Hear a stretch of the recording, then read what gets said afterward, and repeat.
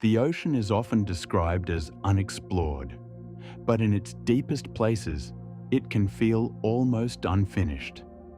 Down there, beneath the blue surface and far below the reach of sunlight, life begins to take shapes that seem older than reason itself. Fish once thought to have vanished with the dinosaurs, still moving through volcanic caves in the dark. Ghostly relatives of sharks and rays, gliding through the depths with ancient cartilage, strange tooth plates, and eyes built for a world without dawn. A faceless fish rediscovered in the abyss, so featureless and pale it barely seems to belong to the same ocean we know. Creatures standing motionless on the seafloor, balanced on long, stilt-like fins, waiting in total darkness for the faintest movement to pass. And giant sea spiders, stretched into impossible forms by pressure, cold, and time itself. These are not monsters from mythology. They are real animals, documented, studied, filmed, pulled from the deep and placed into the record. And yet, each one carries the same unsettling question. How much of Earth's past is still alive beneath us? So settle in. Where we're going, evolution feels ancient, the darkness feels endless, and the creatures waiting below seem less like survivors, and more like memories the ocean never let die. The deeper we go, the older it becomes. Let's begin.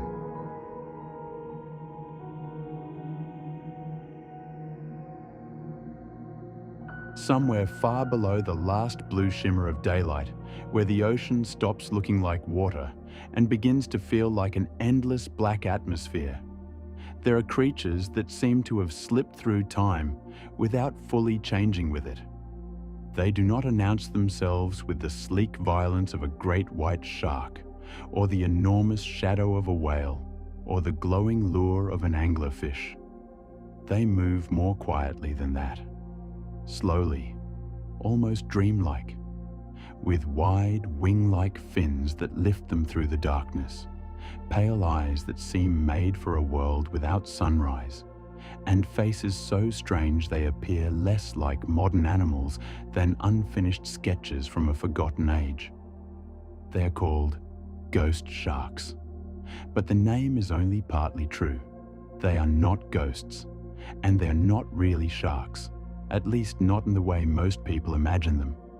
They belong to a stranger, older branch of cartilaginous fish known as chimeras, relatives of sharks and rays, yet separated from them by a deep evolutionary distance that reaches back hundreds of millions of years. Like sharks and rays, chimeras have skeletons made of cartilage rather than true bone, placing them within the ancient cartilaginous fishes. But they are also something separate, something quieter and more elusive, belonging to the subclass Holocephali, a lineage whose name means whole head. And that name feels strangely appropriate, because when you look at a chimera, the first thing you notice is the head. It is large, blunt, and unsettlingly expressive, as if the creature has carried some ancient design forward into a world that no longer recognizes it. Some species have rabbit-like faces. Others have long, pointed noses, giving them the appearance of spectral birds drifting through black water. Some are called ratfish because of their tapering tails. Others are called spookfish, rabbitfish, elephantfish, or ghost sharks, as though human language has never quite known what to do with them. To fishermen who pulled them from deep nets, they must have seemed almost impossible. Not monstrous in the traditional sense, but wrong in a quieter way. Their skin can look pale, silvery, bronze, or bluish in the strange light of cameras. Their bodies are soft and smooth. Their tails narrow into thin, whip-like lines. Their broad pectoral fins move with an eerie grace, not thrashing like a predator in pursuit, but gliding, almost flying, through the heavy dark. And in that movement, there is something deeply ancient. Chimeras are not new arrivals in the sea. They are not recent experiments of evolution. They are the lingering survivors of a once wider and more varied group of animals, a lineage that split from the branch leading to modern sharks and rays so long ago that the oceans themselves were different. Continental shapes were shifting. Forests were spreading across land. Creatures with backbones were still experimenting with what bodies could become. In that distant world, the ancestors of chimeras were already there, moving through prehistoric seas while the story of life was still being written in forms we would barely recognize. That is what makes them feel so uncanny. A living chimera is not a fossil exactly. It has evolved. It has adapted. It has followed its own path through extinction, pressure, darkness, and deep time. But it still carries the atmosphere of something old, something that did not disappear when so many others did, something that found refuge not in dominance, but in obscurity. For most of human history, these creatures existed beyond ordinary sight. They lived too deep, too quietly, and too far from the warm, sunlit waters where people fished, sailed, and built legends. They were known mostly through dead specimens hauled up from the bottom, their delicate bodies damaged by nets and pressure change, their strange features flattened into museum drawers and scientific descriptions. They were not the kind of animal people gathered to watch from boats. They were not the kind children learned about in school. They belonged to the deep archive of the ocean, present but rarely seen alive.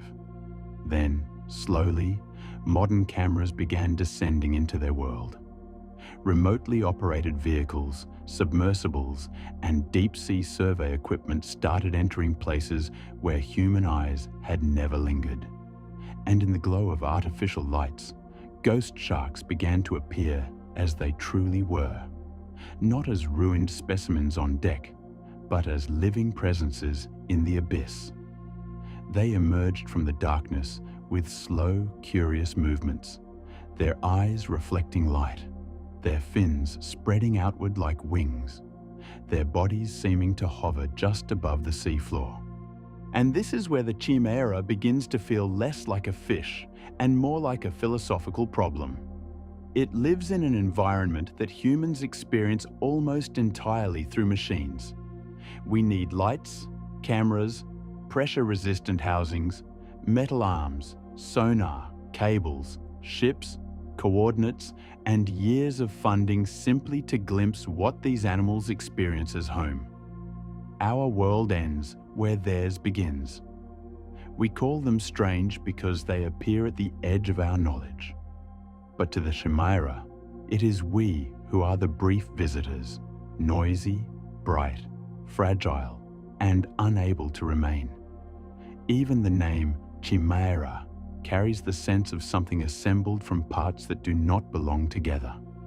In Greek mythology, the chimera was a hybrid creature, part lion, part goat, part serpent, a body made from contradiction. The fish that inherited the name seems to justify it. Shark-like, but not a shark. Ray-like in its fins, but not a ray. Ancient, but alive. Gentle-looking, but equipped with crushing plates. Ghostly, but flesh and blood. And perhaps that is why they linger in the imagination.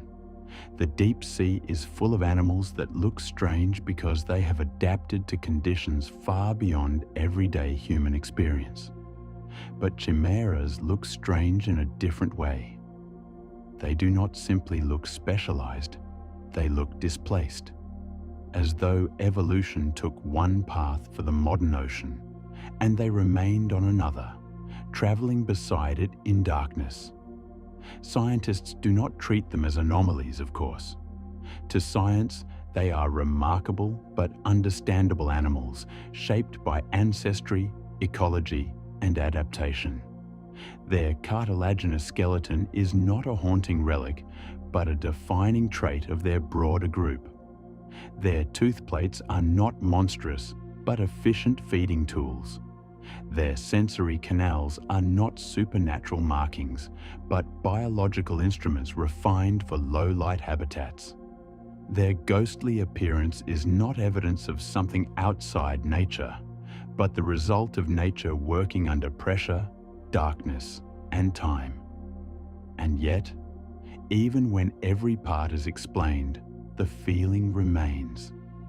Because knowing how something works is not always the same as making it feel ordinary. A ghost shark gliding past a deep-sea camera still looks like a messenger from an older ocean. It appears from darkness, turns its strange pale face toward the lens, and then disappears again into black water, leaving behind only a few seconds of footage and the uneasy realization that such creatures have been there all along, long before we named them, long before ships crossed the surface above them, long before human beings learned to wonder what might exist in the deep. Their fossil history deepens that unease. The cartilaginous fishes are ancient, but their record is often incomplete because cartilage does not preserve as easily as bone. Teeth, spines, and hard parts endure more readily than soft skeletons. This means that the history of animals like chimeras is partly written in fragments: tooth plates, fin spines, impressions, scattered remains that hint at forms now vanished. We know they were once more diverse. We know their relatives occupied ancient seas. But much of their story is incomplete, as though the ocean allowed only pieces of the archive to survive. That incompleteness matters, because it makes every living chimera feel like a surviving page from a damaged book, a book with most of its chapters missing. We can reconstruct the broad outline: ancient cartilaginous fishes, branching lineages, extinct forms, modern survivors. We can compare anatomy, study DNA, examine fossils, describe species, and map their relationships. But the lived continuity between those vanished prehistoric seas and the ghost shark moving today across a deep slope remains almost impossible to grasp. The animal does not simply represent an old lineage. It embodies duration on a scale the human mind struggles to hold. Hundreds of millions of years, not as an abstract number, but as a chain of living bodies.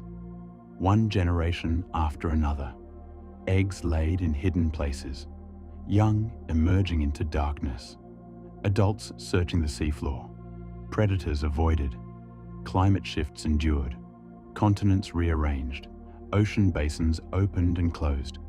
Mass extinctions came and went. Entire kingdoms of animals rose, flourished, and disappeared. And still, somewhere in the deep, the ghost shark continued. There is something almost defiant in that. Not defiant in the violent sense. Chimeras did not survive by becoming kings of the sea. They did not dominate the way sharks came to dominate the imagination. They survived by occupying quieter niches, by becoming difficult to find, by relying on senses tuned to worlds we barely perceive.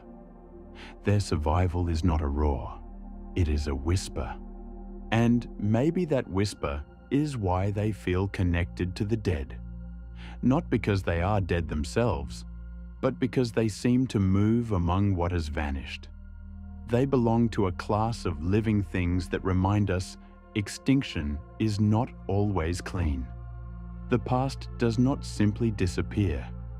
Sometimes it leaves survivors behind, animals that continue forward carrying shapes, strategies, and silences from worlds otherwise gone. This is the deeper meaning of the cartilaginous dead. The phrase sounds like a contradiction. Cartilage is soft compared with bone. It does not fossilize easily. It is flexible, living, almost temporary. And yet these soft skeletoned animals carry some of the oldest vertebrate histories in the sea. Their bodies, less likely to become stone, have outlasted empires of bone. Their lineage has endured across disasters that erased stronger-looking things. In this way, ghost sharks challenge our instinct about survival. We often imagine the most powerful animals as the ones most likely to last. The biggest teeth, the fastest bodies, the strongest armor. But deep time does not always reward obvious strength. Sometimes survival belongs to the obscure, the adaptable, the hidden, the animals that do not need the spotlight of the sunlit world. And still, there are mysteries around them that remain unresolved. New species of ghost sharks continue to be described, partly because deep-sea exploration is still limited and specimens are rare. Some are known from only a handful of individuals. Others may move through deep ranges we have barely sampled. The more we search the deep ocean, the more it becomes clear that our maps of life are incomplete. The ghost shark is not a single mystery, but a doorway into many smaller ones.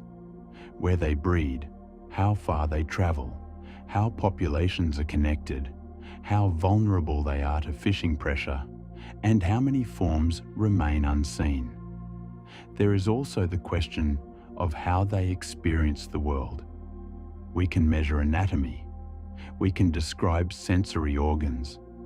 We can infer behavior from stomach contents, camera footage, and captured specimens. But we cannot fully enter the ghost shark's perception.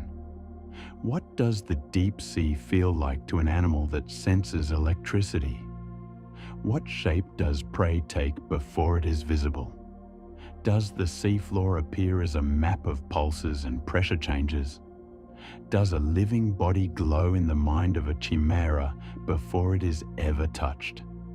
These questions are not supernatural. They are scientific, but they still feel haunting, because they remind us that Earth contains ways of being alive that are almost inaccessible to human imagination.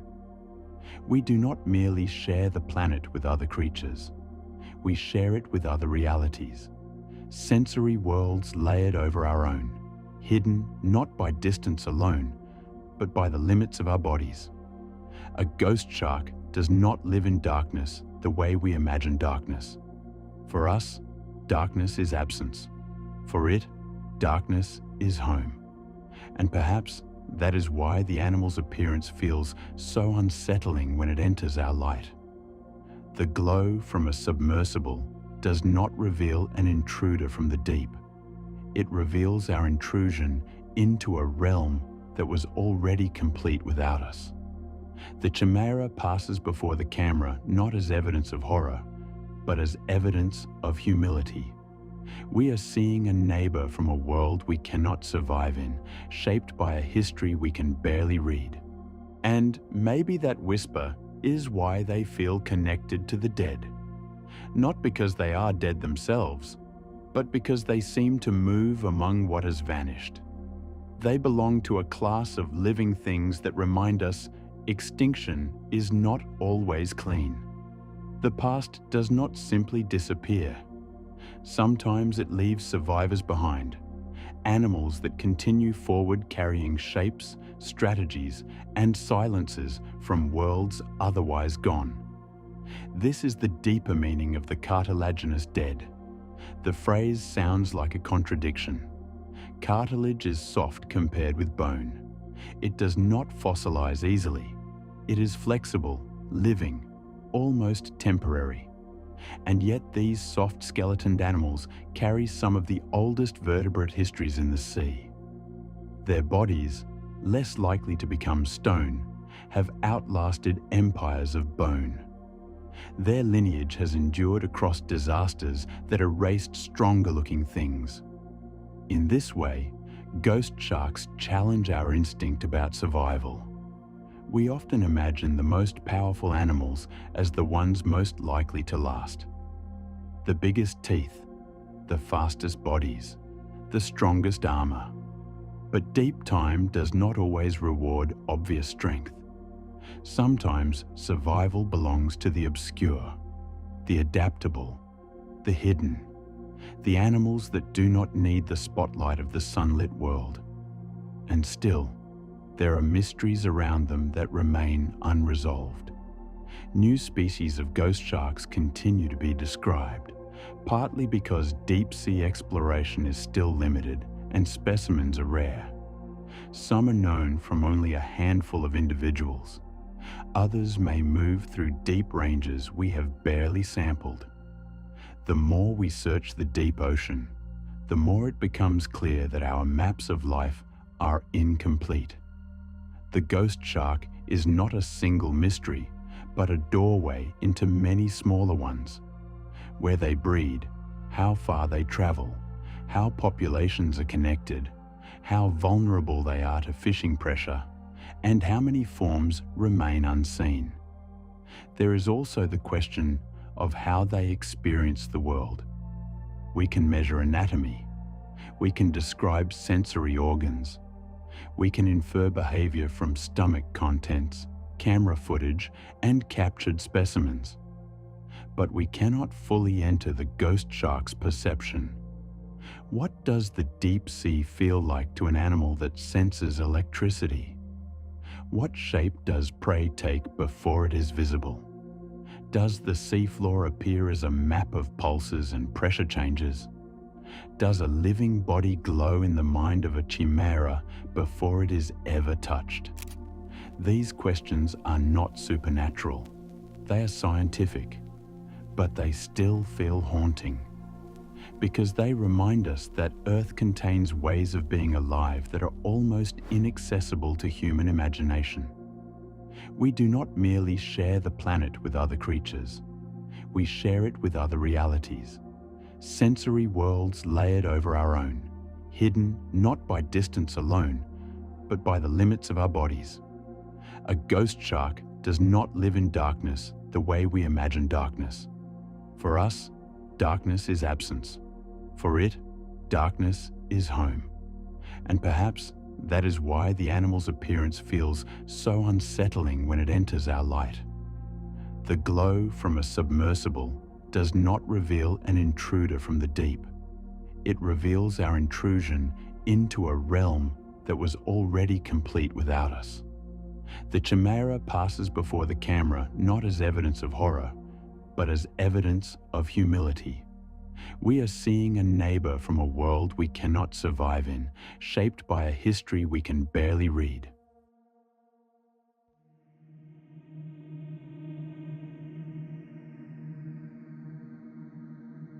Story 2.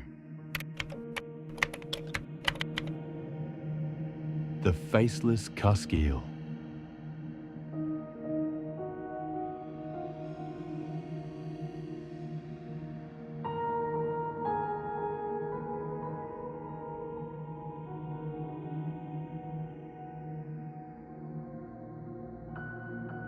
Not every survivor of the deep carries its ancientness in fins like wings, or ghostly eyes, or the strange elegance of a shark that seems to have wandered out of prehistory. Some creatures appear ancient in a different way, not like relics, not like monsters, but like mistakes in the language of life itself. Far beneath the restless surface, below the reach of sunlight, below the drifting bodies of whales, below the last faint blue where familiar animals still resemble the world we know, there are places where evolution has been working in silence for millions of years. Down there, the ocean does not reward beauty.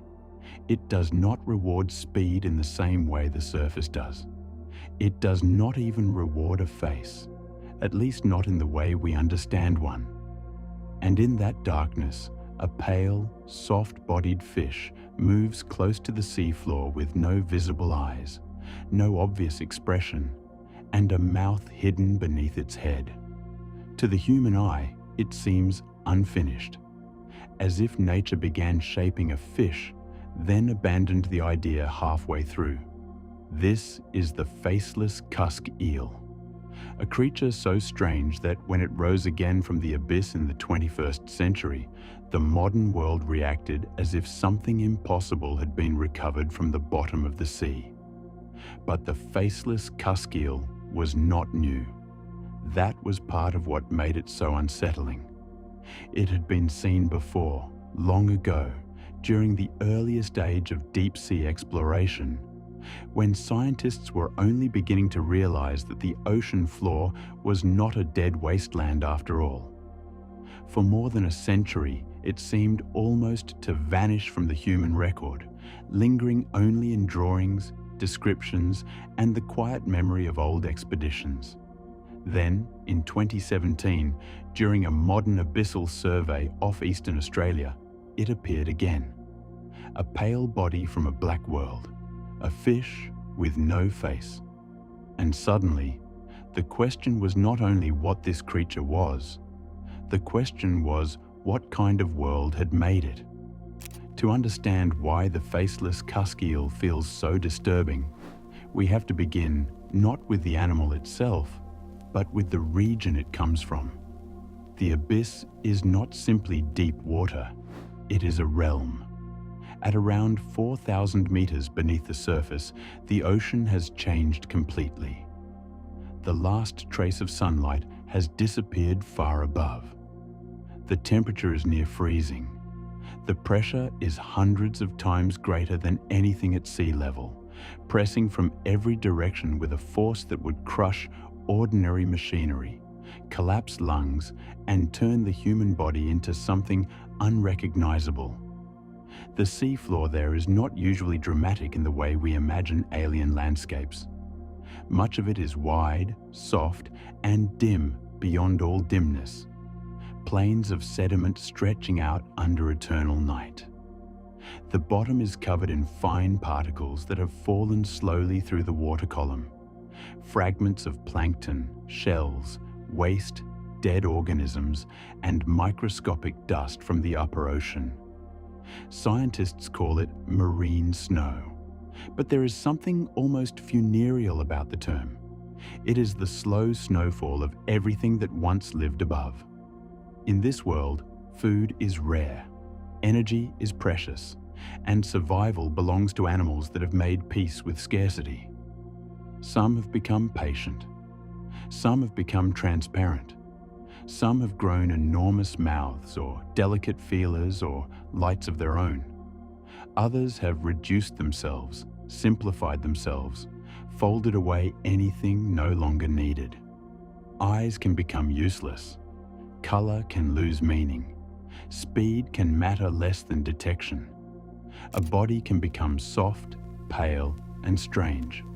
Not because it is primitive, but because it is perfectly suited to a place where the rules of ordinary life no longer apply. This is where the Faceless Cusk Eel belongs. Its scientific name is Typhlonus nasus, a name often translated in connection with blindness and a nose, though the animal itself complicates even that description. It is not truly an eel, at least not in the common sense. It belongs to the cusk eel family, a group of fishes that includes many deep-sea forms, some of them living at extraordinary depths. It has the long, tapering body that suggests an eel-like existence, but its story is not the story of a river eel or a reef eel or a creature slipping between coral stones. It is a fish of the abyssal floor, a fish of pressure, cold, and hunger.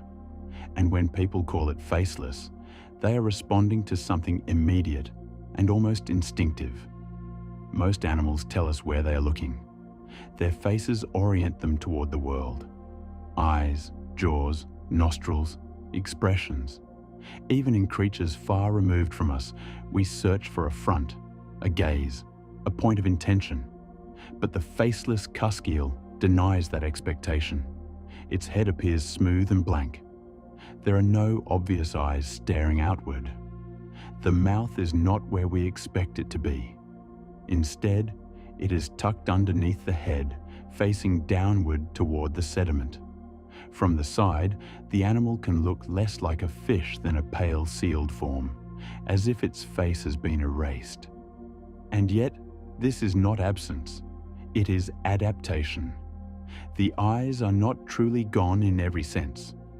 In smaller specimens, scientists have noted that eyes can be present deep beneath the skin, reduced and hidden, no longer the dominant instruments of survival. The mouth, placed beneath the head, makes sense for an animal that likely moves close to the bottom, investigating the sea floor rather than scanning the open water ahead. Its large nostrils suggest another way of reading the world, not through sight, but through chemical traces, through the faint signatures of food, decay, and movement carried in the darkness. To us, it has no face. To the abyss, it may have exactly what it needs. The first known encounter between this animal and science belongs to one of the most important voyages in ocean history, the expedition of HMS Challenger. In the 1870s, the Challenger set out on a journey that would help create modern oceanography. Before that voyage, the deep sea remained a realm of argument and myth.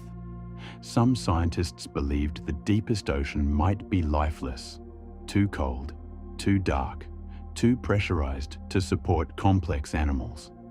The seafloor was imagined by many as a kind of drowned desert, an endless grave beneath the continents. The Challenger helped overturn that belief. Between 1872 and 1876, the ship crossed the world's oceans, sounding depths, collecting sediments, measuring temperatures, and dredging animals from regions few people had ever imagined in detail. The work was slow, difficult, and often brutal by modern standards. Heavy equipment had to be lowered miles into the sea on lines, dragged or hauled through darkness, then brought back to the surface with whatever the abyss had surrendered. Among the many animals collected was the strange form later associated with the Faceless Cusk Eel. In 1874, during Challenger work in the Coral Sea region, specimens were collected from depths of several kilometers. These were not living encounters in the way we picture modern submersible footage. They were recoveries, bodies brought up from black pressure into sunlight, from a world that preserves no easy bridge to ours. You stand on the deck as the line finally comes back from the deep, wet cable, trembling under the weight of whatever the abyss has allowed you to keep. Around you, the sea looks ordinary again. Grey water, moving air, the familiar creak of a ship at work. But the basket that rises over the rail does not feel ordinary. It carries mud, torn fragments, and pale shapes from a place no human eye has entered. Then you see it. A small, soft body among the other specimens, long and tapering, with dark fins and a smooth head that refuses to become a face. You lean closer, searching for the features your mind expects. Eyes, expression, a mouth opening forward into the world. But there is only blankness, and beneath it, the hidden suggestion of a mouth turned downward. For a moment, the deck seems too bright. The animal has come from miles below, from pressure and cold and absolute night. And in your hands, it looks less discovered than interrupted. By the time they reached human hands, they were evidence, not behavior, not movement, not the living mystery of the animal in its own realm. Still, the specimens mattered. They were described, drawn, placed into the growing catalogue of deep-sea life. The Faceless Cusk entered science at a time when every abyssal animal felt like a message from another planet. Then, for most people, it faded. Not because it necessarily vanished from the ocean, but because the ocean is too large for human attention to hold. This is one of the quiet truths of deep-sea mystery. An animal can be real, known, named, and still remain almost entirely unseen. It can live across vast regions of the Indian and Pacific Oceans, across distances that dwarf empires and continents, and yet appear to us only as a handful of specimens separated by decades. The deep does not have to hide something deliberately. Its scale hides everything. For more than 140 years after those old Challenger-era records, the faceless cusk eel existed mostly as a scientific curiosity, known to specialists, buried in taxonomic literature, occasionally represented in drawings or preserved collections, but absent from public imagination. Then came the modern rediscovery. In 2017, Australian scientists aboard the research vessel Investigator carried out a major voyage known as Sampling the Abyss. The goal was to explore deep-sea habitats off Australia's eastern coast, including abyssal environments that had been poorly studied compared with shallower waters. The work brought together museums, research institutions, and marine scientists attempting to understand what lived in these remote depths, especially in and around marine reserves. They were not searching for a monster. They were not looking for a legend. They were doing the disciplined, patient work of biodiversity science. The nets went down into cold darkness. The ship waited. And when the equipment returned from around 4,000 meters beneath the surface, it brought with it a small assembly of creatures that looked as though they belonged to a different Earth.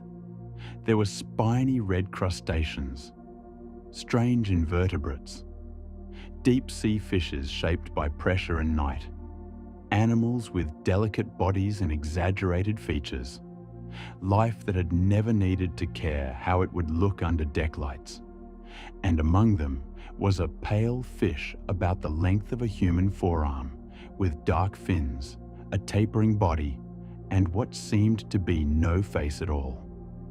At first, even trained scientists were struck by its appearance. The animal looked so bizarre that it seemed as if it might be something entirely new. But as researchers compared it with older records, the truth became even more haunting. This was not a new species emerging from nowhere. It was a species already known from the deep past of oceanography, one that had not been recorded in Australian waters since the era of 19th century exploration. The faceless fish had returned, not from extinction, not from myth, but from neglect. And the world noticed. Images of the animal spread quickly. Headlines called it faceless. Social media treated it like a deep-sea apparition. For a moment, a quiet abyssal fish became famous because it seemed to violate one of the most basic expectations humans have about living things. We could accept a frightening face. We could accept a monstrous face. But no face at all was somehow worse. There is a particular discomfort in looking at an animal that does not look back. Part of it is biological. Humans are drawn to faces. We see them in clouds, tree bark, shadows, stones, and the front ends of cars. Our minds are built to search for eyes, mouths, expressions, intention. A face tells us where danger might come from. It tells us whether something has noticed us. It gives us an emotional doorway into another being. The faceless cusk eel closes that doorway. Its blank head suggests an animal beyond human recognition, not hostile, not friendly, not even indifferent in a way we can comfortably understand. It is not performing for the camera. It is not trying to terrify us. It simply belongs to a place where our instincts are almost useless. That may be the true eeriness of the creature. It reminds us that the human way of organizing life is not universal. A fish does not need to resemble our idea of a fish. A face does not need to sit where we expect one. An animal does not need to be readable to be successful. In the abyss, form follows a logic older and colder than emotion. Consider the mouth. On most familiar fish, the mouth faces forward, ready to seize prey, graze, filter, bite, or interact with the world ahead. In the faceless cusk eel, the mouth is ventral, positioned beneath the head. It is not made for dramatic lunges at prey in open water. It suggests an animal searching downward, investigating what lies on or within the sediment. That detail changes the creature. The blank head is not a missing face. It is a mask over a downward-oriented life. Imagine it moving slowly across the seabed, its body pale in the darkness, its hidden eyes of little use, its senses tuned instead to chemistry, pressure, vibration, and contact. It may detect traces of small animals, organic debris, or carrion in the mud. It may live by patience, by faint signals, by the ability to find nourishment where almost nothing appears to exist. The nostrils, large and forward, become more important in this interpretation. They are not decorative. In a world without light, smell is a map. Chemical detection can reveal food, mates, predators, and currents of decay drifting through the water like invisible smoke. The animal does have features. They are simply not arranged for us. Its body, pale and soft-looking, reflects the deep sea's indifference to camouflage as we know it. In perpetual blackness, bright surface colors lose meaning. Many deep-sea animals are red, black, translucent, or ghostly white, because color behaves differently when no sunlight reaches the water. The faceless cusk eel's dark fins and pale body give it an almost preserved appearance under artificial light, but down below, in its natural home, it is not a spectacle. It is part of the dark. Even its tail complicates ordinary expectations. In descriptions of the species, the dorsal and anal fins are reduced and run toward the rear, where they can fuse in a way that replaces the familiar tail fin. The body is eel-like, but not quite an eel. Fish-like, but not quite what casual language prepares us for. This is why deep-sea animals so often feel primordial. Not because they are unchanged fossils. That is too simple. The faceless cusk eel is not a creature that somehow avoided evolution. It is the result of evolution pressed into one of the most extreme environments on Earth. Its strangeness is not evidence that it belongs to the past. It is evidence that the present contains worlds so remote that they feel prehistoric when they finally rise into view. The deep sea is often described as ancient, but what we really mean is that it preserves conditions unfamiliar to the surface mind. Darkness has been there for ages. Pressure has been there for ages. The slow rain of organic matter has been falling for ages. The animals that live there are not frozen in time, but they are shaped by forces that make time feel different. At the surface, ecosystems change visibly. Forests burn and regrow. Rivers shift. Seasons transform landscapes. Predators chase prey in the open. Birds migrate. Flowers bloom. Coral reefs blaze with color and competition. But the abyss works slowly. A meal may come rarely. A carcass falling from above can become an event. A whale fall can feed entire communities for years. The bottom is not empty, but it is sparse in a way that requires restraint. Life there has to be economical. It has to survive long intervals. It has to make use of faint opportunities. It has to endure. The faceless cusk eel is eerie because it looks like endurance given a body. And its rediscovery in 2017 revealed something else, not only about the fish, but about ourselves. We often speak as if naming a species means knowing it, but the faceless cusk eel proves how false that can be. A species can have a scientific name, a classification, museum specimens, historical records, and still remain almost a stranger. We may know where it has been found. We may know its approximate size. We may know the depth range from which it has been collected. We may describe its mouth, fins, eyes, nostrils, and scales. But that is not the same as understanding its life. How does it hunt? How often does it feed? How long does it live?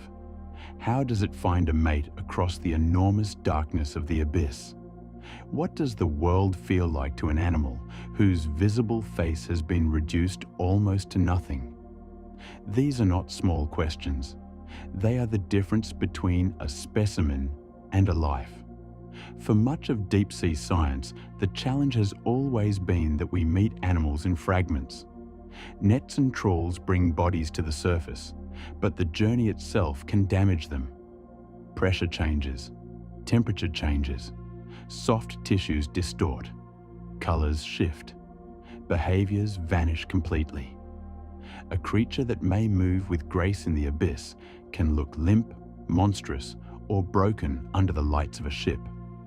Modern remotely operated vehicles and submersibles have changed this in many cases, allowing scientists to see animals alive in their own world.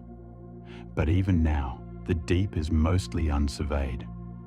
One camera pass across the seafloor is a thin line drawn across a continent of darkness.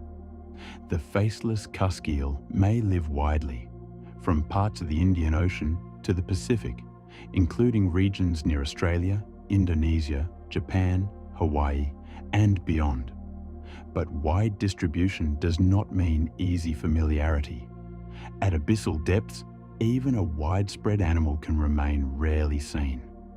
The map may show points. The reality between those points is almost unimaginably vast.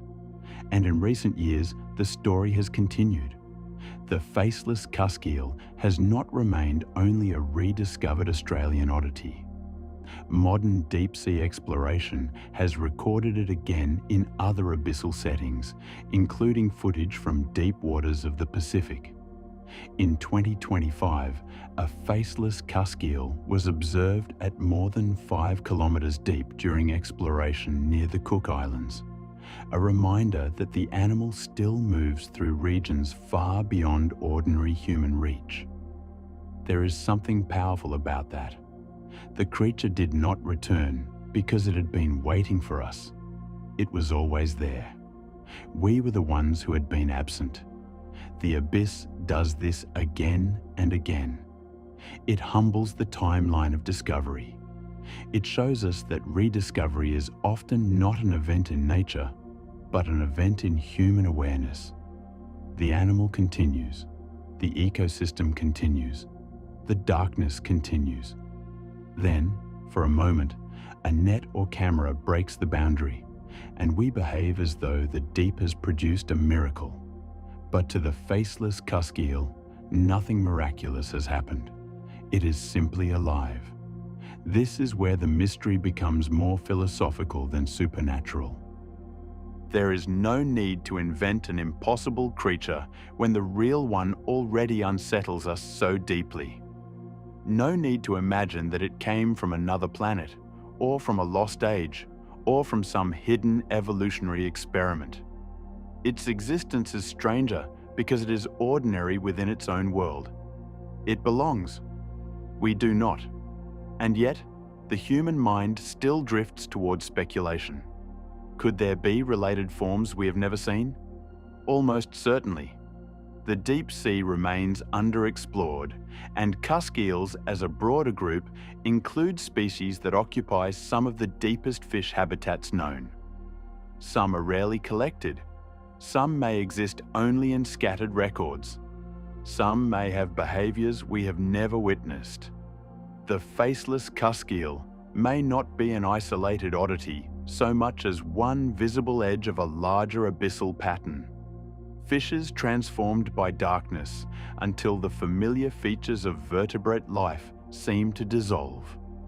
Could its hidden eyes still detect something? That question is more interesting than it first appears.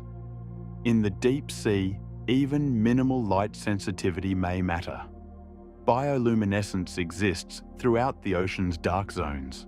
Some animals produce flashes to lure, warn, confuse, or communicate. Even if the faceless cusk eel does not rely heavily on vision, reduced eyes beneath the skin may still register faint changes, shadows, or biological light. Or they may be evolutionary remnants, structures fading because other senses have taken command. The abyss rarely gives clean answers. Each adaptation can be a clue, but not always a confession. Then there is the mouth, hidden underneath. It suggests a life directed toward the bottom. But what exactly does it take from the sediment? Small crustaceans, worms, organic detritus, carrion? The abyssal plain is not empty, but its food web can be delicate and dispersed. A downward-facing mouth might be the mark of an opportunist, an animal built to search slowly and exploit whatever the deep provides. And that may be one reason the faceless cusk eel seems so alien. Surface predators often display their danger. Teeth, eyes, jaws, speed, these are readable signs. But abyssal survival can be quieter, less theatrical, more intimate with mud, scent, and patience. The animal does not need to announce itself. It only needs to find enough to continue. Still, even with grounded explanations, the image remains haunting. A fish without a visible face feels like a messenger from a place where identity itself has been stripped away. It forces us to confront how much of our relationship with animals depends on resemblance. We empathize with eyes. We assign emotion to mouths. We build stories around expressions.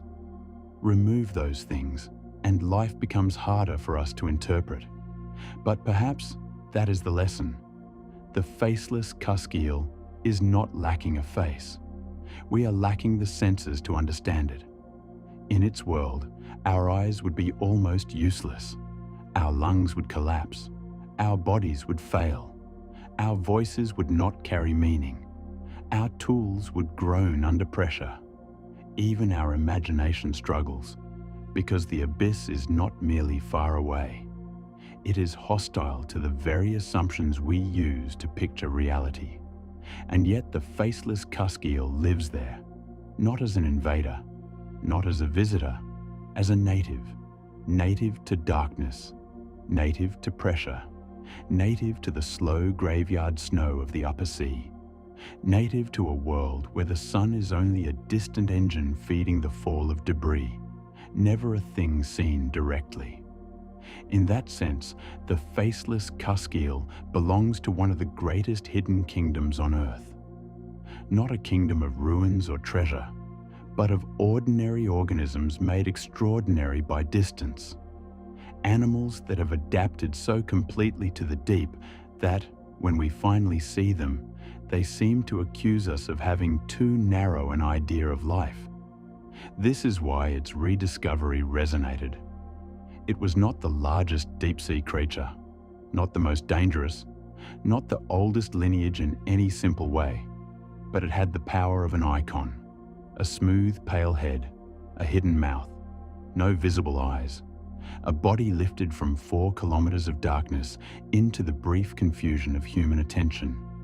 For a few days, the internet stared into the blankness of the abyss and saw something it could not easily categorize. A fish, an eel, a ghost, a face without a face. And then, as always, the attention moved on. But down below, nothing changed. The abyss remained cold. The sediment remained still. The marine snow continued falling. And somewhere across the dark plains of the Indian and Pacific Oceans, faceless cusk eels continued to move through a world that had never needed our recognition. That may be the deepest unease in the story. We imagine discovery as possession. We find something, name it, photograph it, classify it, and feel for a moment that the unknown has shrunk. But the faceless cusk eel shows how fragile that feeling is. We can drag a creature into the light and still know almost nothing about the life it lives in darkness. We can call it faceless because it lacks the features we expect. But perhaps, from the perspective of the abyss, we are the strange ones. Creatures of glare and noise. Creatures that need sunlight, warmth, air, and constant explanation. Creatures who look at the deep and see emptiness, until the deep sends back a pale body from below and reminds us that emptiness was only our failure to see. And so the faceless cusk eel remains one of the ocean's quietest mysteries. Not because it defies science, but because science has only begun to ask the right questions. It is real. It is named. It has been collected, photographed, observed, and placed within the branching tree of life. And still, it feels like a rumor from another Earth, a survivor from a realm where faces are unnecessary, a living answer to pressures we can barely imagine, a creature that disappeared from common memory for more than a century, only to rise again from the abyss and remind us that the deep sea does not lose its secrets. It simply waits beneath us with them, and somewhere, far below the last blue light, where the seafloor lies cold and pale beneath an endless fall of marine snow, the faceless cusk eel may still be moving slowly through the dark. No visible eyes, no expression, no face turned toward the world above. Only a hidden mouth near the mud, reading the abyss in ways we cannot feel, following traces we cannot sense, and carrying on in silence beneath the crushing weight of an ocean that has never once needed to look human to be alive. And perhaps that is what makes it so difficult to forget. Not that it should not exist, but that it exists so completely without us, still moving, still feeding, still waiting in the black water below the maps. A fish without a face, in a world that has never shown us its own.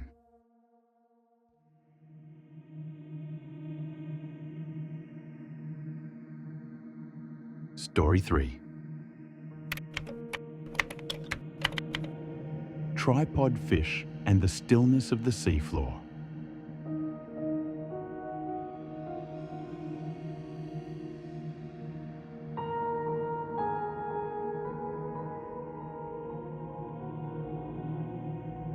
From a fish without a face, we descend into a different kind of absence. Not the absence of eyes, not the absence of expression, but the absence of motion. Because in the deep sea, strangeness does not always arrive with teeth, speed, or sudden violence. Sometimes it waits.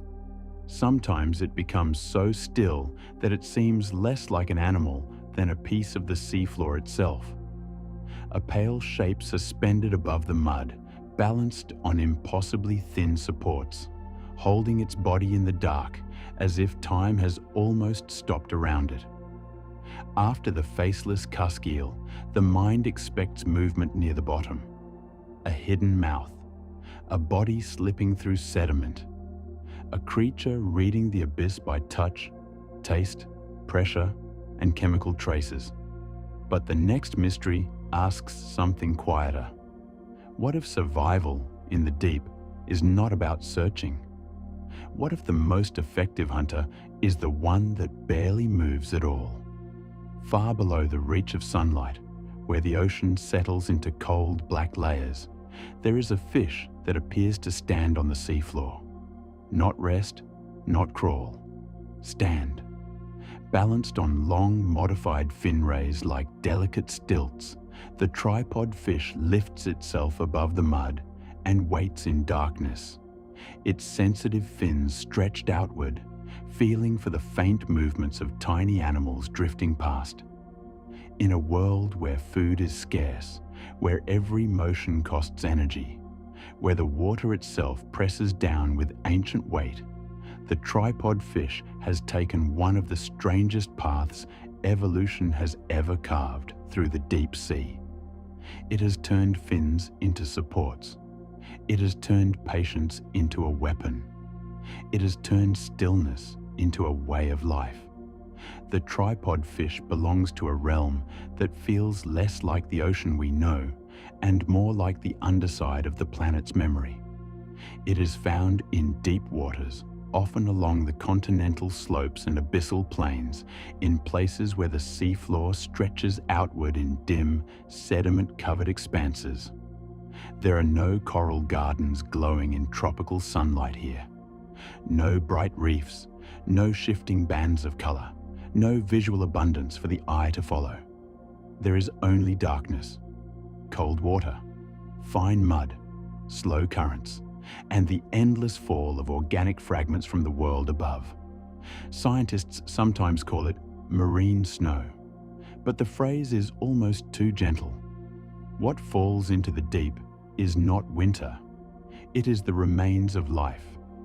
Dead plankton, fecal pellets, fragments of animals, tiny drifting pieces of the upper ocean sinking through the water column for days, weeks, or longer, becoming the faint nutritional rain that feeds ecosystems far below the sun.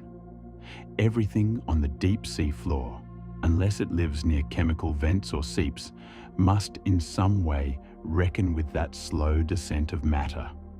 The deep is not empty, but it is poor in energy.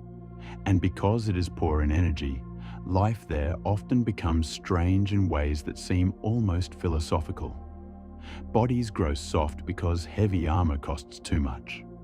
Metabolism slow because speed is expensive.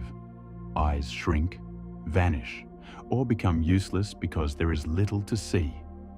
Mouths become traps. Lures become lamps. Fins become feelers. And in the case of the tripod fish, the body itself becomes a kind of living instrument, tuned to the faintest signals moving through black water. At first glance, it hardly seems real. Images captured by deep-sea cameras show a pale, narrow fish raised above the seabed on 3 long extensions, 2 modified pelvic fin rays beneath the body, and 1 extended ray from the tail. Together, they form the tripod that gives the fish its name. The effect is uncanny. The fish appears perched, almost mechanical, as if some ancient hand placed it there like a marker on the ocean floor. Its body hovers above the mud. Its head points into the current. Its long pectoral fins reach forward, often angled like delicate antennae. It does not resemble the idea most people carry when they imagine a fish. A fish, to us, is motion, a flicker underwater, a silver shape turning in light, a body made for swimming. But the tripod fish seems to challenge that category. It can swim, but it is not built around the constant athletic motion of shallower fish. Its most haunting adaptation is not how it moves through water, but how completely it can stop. It settles onto the bottom, stiffens its elongated fin rays, and lifts itself into the flow just above the seafloor, where tiny crustaceans and other drifting animals may pass close enough to be sensed and captured. In that posture, it becomes both hunter and landmark, a creature waiting inside a current, a living tripod planted in darkness. The name most often associated with this animal is Bathypterois grillata, one of the best-known tripod fishes. The scientific name itself carries echoes of depth and striding motion, though the animal's stride is not the stride of a walker crossing land. It is stranger than that. The long fin rays are not legs in the mammalian sense. They are not bones remade into limbs. They are extensions of a fish body, modified into something that can touch the bottom, brace against it, and hold the animal in place. This is part of what makes the tripod fish so unsettling. It is not a creature trying to become terrestrial. It is not a fish on the road to land. It is something else entirely. It is a deep-sea animal that reinvented support for a world where standing still may be more useful than swimming fast. The tripod does not carry it across a beach or lift it toward air. It raises it a small distance above mud, into a layer of water where food may move more freely. That small distance may be the difference between starvation and survival. In the deep sea, inches matter. Currents near the bottom can be weak, disrupted, or slowed by friction against the seafloor. Just above that boundary, the flow may carry more drifting prey. By elevating itself, the tripod fish positions its mouth and sensory fins in the path of whatever the current delivers. It does not need to chase every meal. It does not need to search over wide distances. It turns the movement of the water into part of its hunting strategy. It waits for the ocean to bring food to it.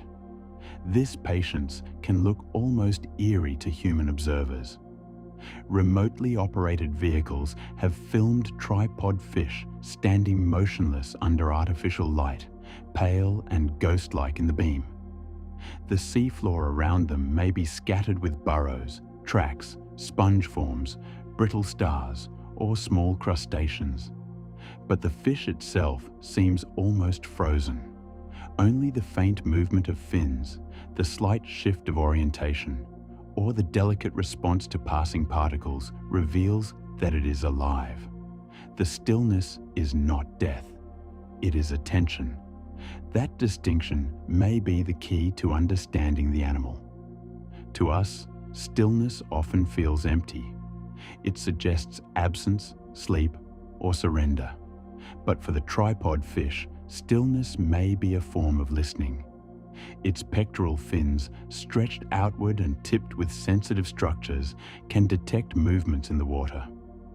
In darkness, where sight has little use, touch and vibration become the language of survival.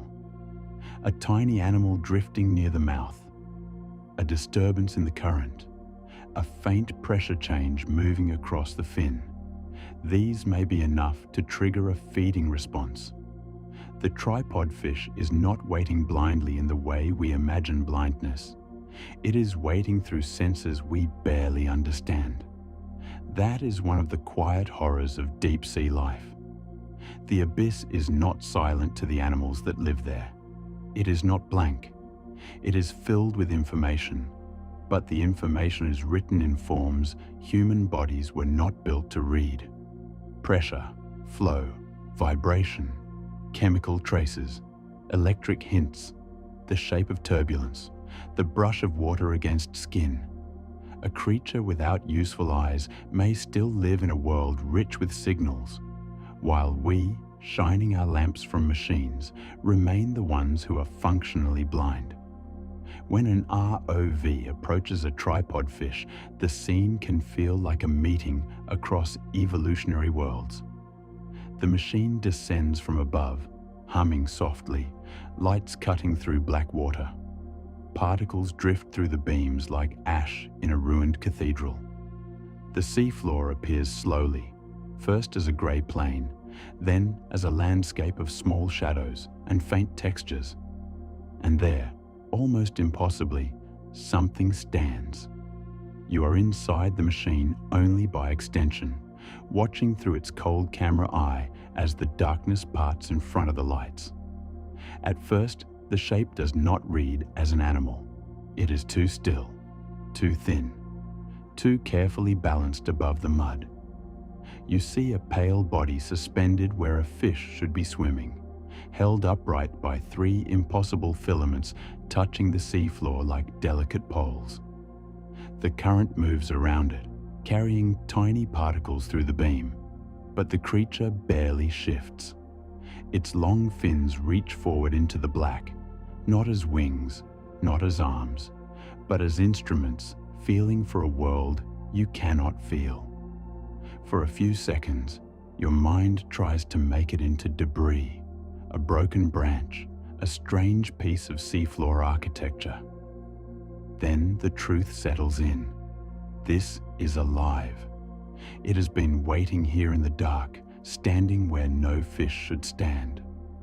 The camera sees it, but the animal may know the machine not as an image, but as disturbance, a pressure wave, a tremor in the water, a strange vibration that does not belong to any ordinary current or prey. The tripod fish may hold its position, its feelers extended, measuring the intrusion in a language older than light. Then, sometimes, it lifts away. The transformation is subtle but profound. The rigid-looking supports become flexible again. The animal releases itself from its pose and swims, the long fin rays trailing beneath and behind it like pale threads. What appeared almost sculptural becomes fluid. What seemed like a seafloor object becomes unmistakably alive. And then, if left undisturbed, it may settle again. The pelvic rays touch first. The tail ray lowers. The tripod reforms. The waiting resumes. This behavior raises one of the most fascinating questions about the animal. How does a fish manage to stand on fins that still need to function as part of a swimming body? The answer seems to lie in a remarkable balance between stiffness and flexibility. The elongated rays can be rigid enough to support the fish when it rests on the seafloor, yet flexible enough not to prevent swimming when the animal moves away. Some descriptions suggest that fluid pressure may help stiffen these extensions, turning them temporarily into supportive struts. If true, it is a beautiful solution. The tripod fish does not carry a permanent skeleton of legs. It does not drag heavy supports through the water. It uses the same basic material of a fish's fins, transformed into structures that can shift between movement and support. In one moment, the rays are part of the swimming silhouette. In the next, they become the architecture of stillness. This is evolution not as a straight line, but as improvisation. A body taking the materials available to it and finding a new way to endure. To understand why such an adaptation matters, we have to imagine the deep sea floor not as a battlefield of constant action, but as a place of long intervals. Food may not arrive often. Encounters with mates may be rare.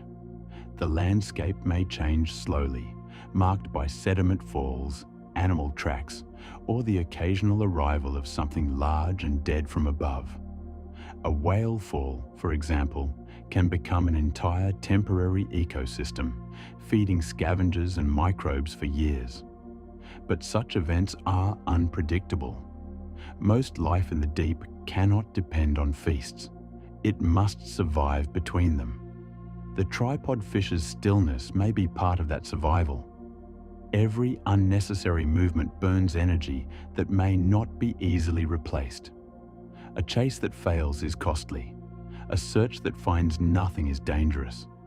Better, perhaps, to occupy a good position, face into the current, and let time do some of the work.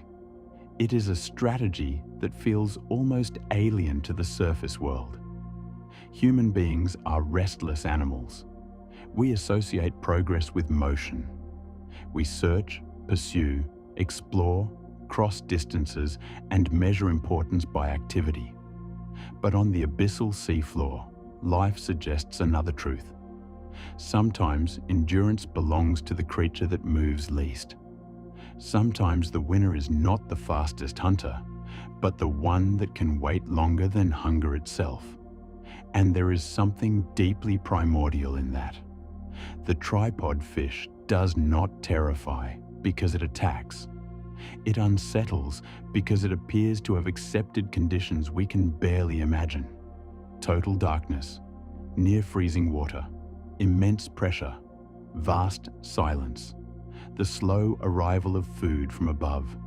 It lives within those conditions without drama. It has no need to escape them. It has no need to resemble the creatures of sunlit seas. Its body is a contract with the abyss, a thin, pale agreement with darkness. There are other mysteries hidden in its biology as well. In the deep sea, where individuals may be spread across enormous distances, reproduction can become a problem as strange as feeding. Some deep-sea animals have evolved extreme solutions to the rarity of encounters. In anglerfish, males of certain species may attach permanently to females, becoming almost parasitic reproductive partners. In other deep-sea fishes, hermaphroditism can increase the chances that any meeting between adults has reproductive potential. Tripod fishes have often been discussed in this context. Some members of this deep-sea group are known or thought to possess both male and female reproductive tissues, an adaptation that makes sense in a world where finding another of your own kind may be rare. If two animals meet in the dark after long separation, evolution cannot afford too many missed opportunities. Even reproduction in the abyss becomes a lesson in scarcity. The deep sea is not separate from Earth's history. It is one of its oldest stages. Long before human beings mapped coastlines, long before cities, long before writing, long before the first stories of sea monsters were carved into myth, the deep ocean already existed in darkness. Its plains and slopes received the slow rain of organic matter. Its creatures evolved under pressures that never cared whether they would one day be understood. The tripod fish is part of that continuity. It is not a relic in the sense of being unchanged from ancient times. Evolution never truly stops, but it feels primordial because it reveals a kind of life shaped by conditions that seem outside ordinary time. Down there, days and nights lose meaning. Seasons arrive only as faint changes in falling food. Storms on the surface may send delayed pulses of matter downward, but the fish does not see the storm. It only feels what eventually reaches the bottom. A storm becomes food. Sunlight becomes debris. The living world above becomes particles in the dark. And the tripod fish waits beneath it all. There is a temptation to imagine the seafloor as peaceful because it is slow. But the calm is deceptive. It is a hard place to live. Every organism is part of a quiet competition for energy. Small crustaceans drift, burrow, and scavenge. Predators wait in ambush. Brittle stars raise their arms into the current. Sea cucumbers process sediment. Eels and grenadiers move through the gloom. The landscape seems still only because our sense of time is wrong for it. The abyss does not rush. It unfolds. A tripod fish standing in that world is not separate from the landscape. It is woven into the same slow logic. Its body creates a small vertical structure in an otherwise low, flat environment. It turns the current into a conveyor. It makes the space just above the mud into a hunting zone. It becomes, in effect, a living trap set by evolution. But unlike a trap made of jaws or venom, this one is made of patience. That may be why the animal lingers in the imagination after the camera moves on. It does not give us a dramatic event. It gives us a posture, a question, a suggestion that life can become so perfectly adapted to darkness that it looks almost impossible under light. When NOAA and other deep-sea explorers share images of tripod fish, the fascination is immediate. Viewers recognize that they are looking at something real, yet the mind struggles to place it. It resembles a fish, but also a spider, a sculpture, a lunar lander, a creature from some speculative ocean beneath another planet's ice. And perhaps that comparison is not entirely misplaced. Scientists often look to Earth's deep ocean when imagining life in extraterrestrial seas, because if organisms can survive here, in darkness and pressure and chemical limitation, then perhaps life elsewhere might also take forms we would never predict. The tripod fish, then, becomes more than a strange animal. It becomes a warning against narrow imagination.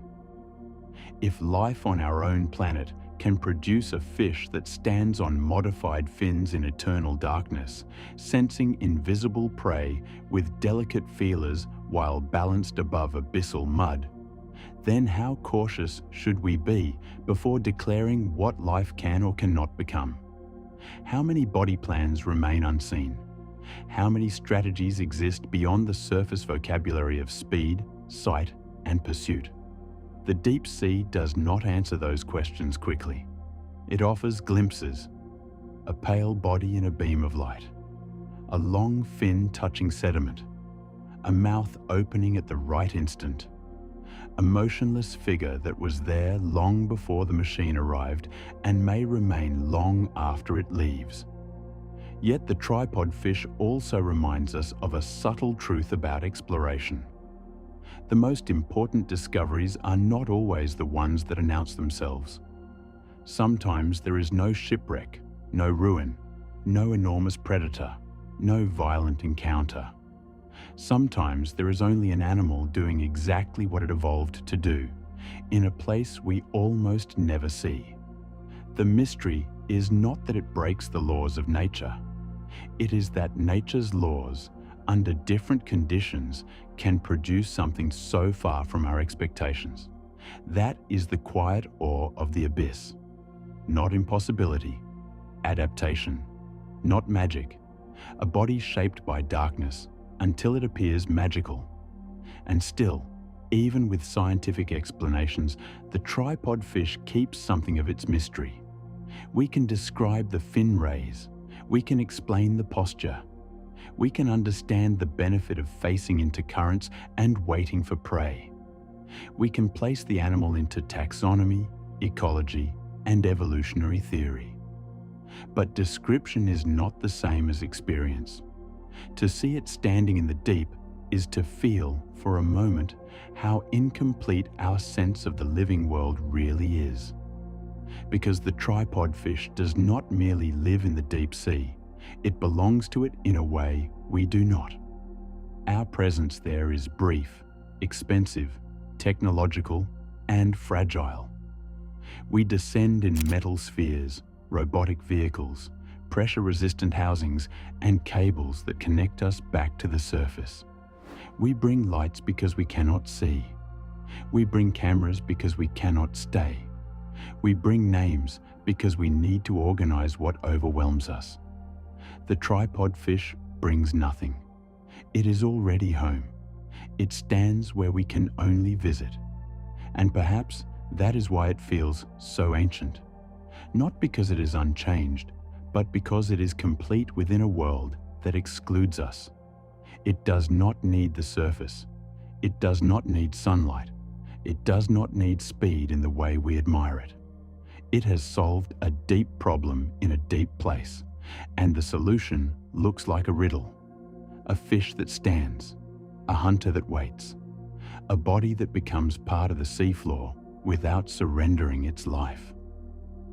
As the ROV rises and the lights fade, the tripod fish remains below, if it has not drifted away into darkness. The sediment settles behind the machine. The artificial glare disappears. The current continues its slow passage across the bottom. Somewhere above, miles of black water separate that small figure from the sunlit world. Ships cross the surface without knowing it is there. Storms move overhead. Satellites map the planet. Human voices speak of oceans, trenches, depths, and discoveries. But below all of it, the tripod fish waits in a silence older than maps. Its fins touch the mud. Its body hovers in the current. Its feelers reach into darkness. And the question it leaves behind is not whether such a creature should exist. It already does. The question is how many other lives, just as strange, just as patient, just as perfectly adapted to worlds beyond our senses, are standing motionless in the black, waiting for our lights to pass over them for the very first time.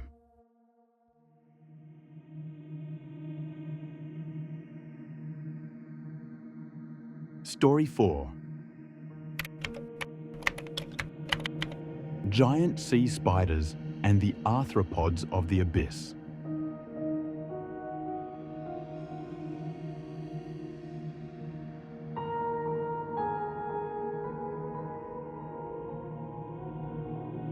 Not every creature of the abyss waits by becoming still.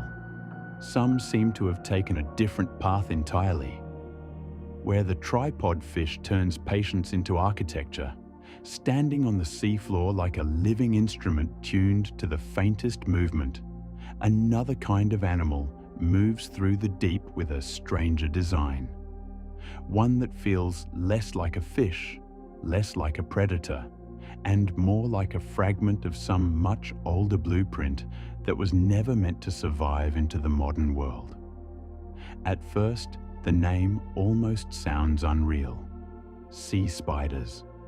It is the kind of phrase that seems borrowed from folklore or from the frightened imagination of sailors staring too long into dark water.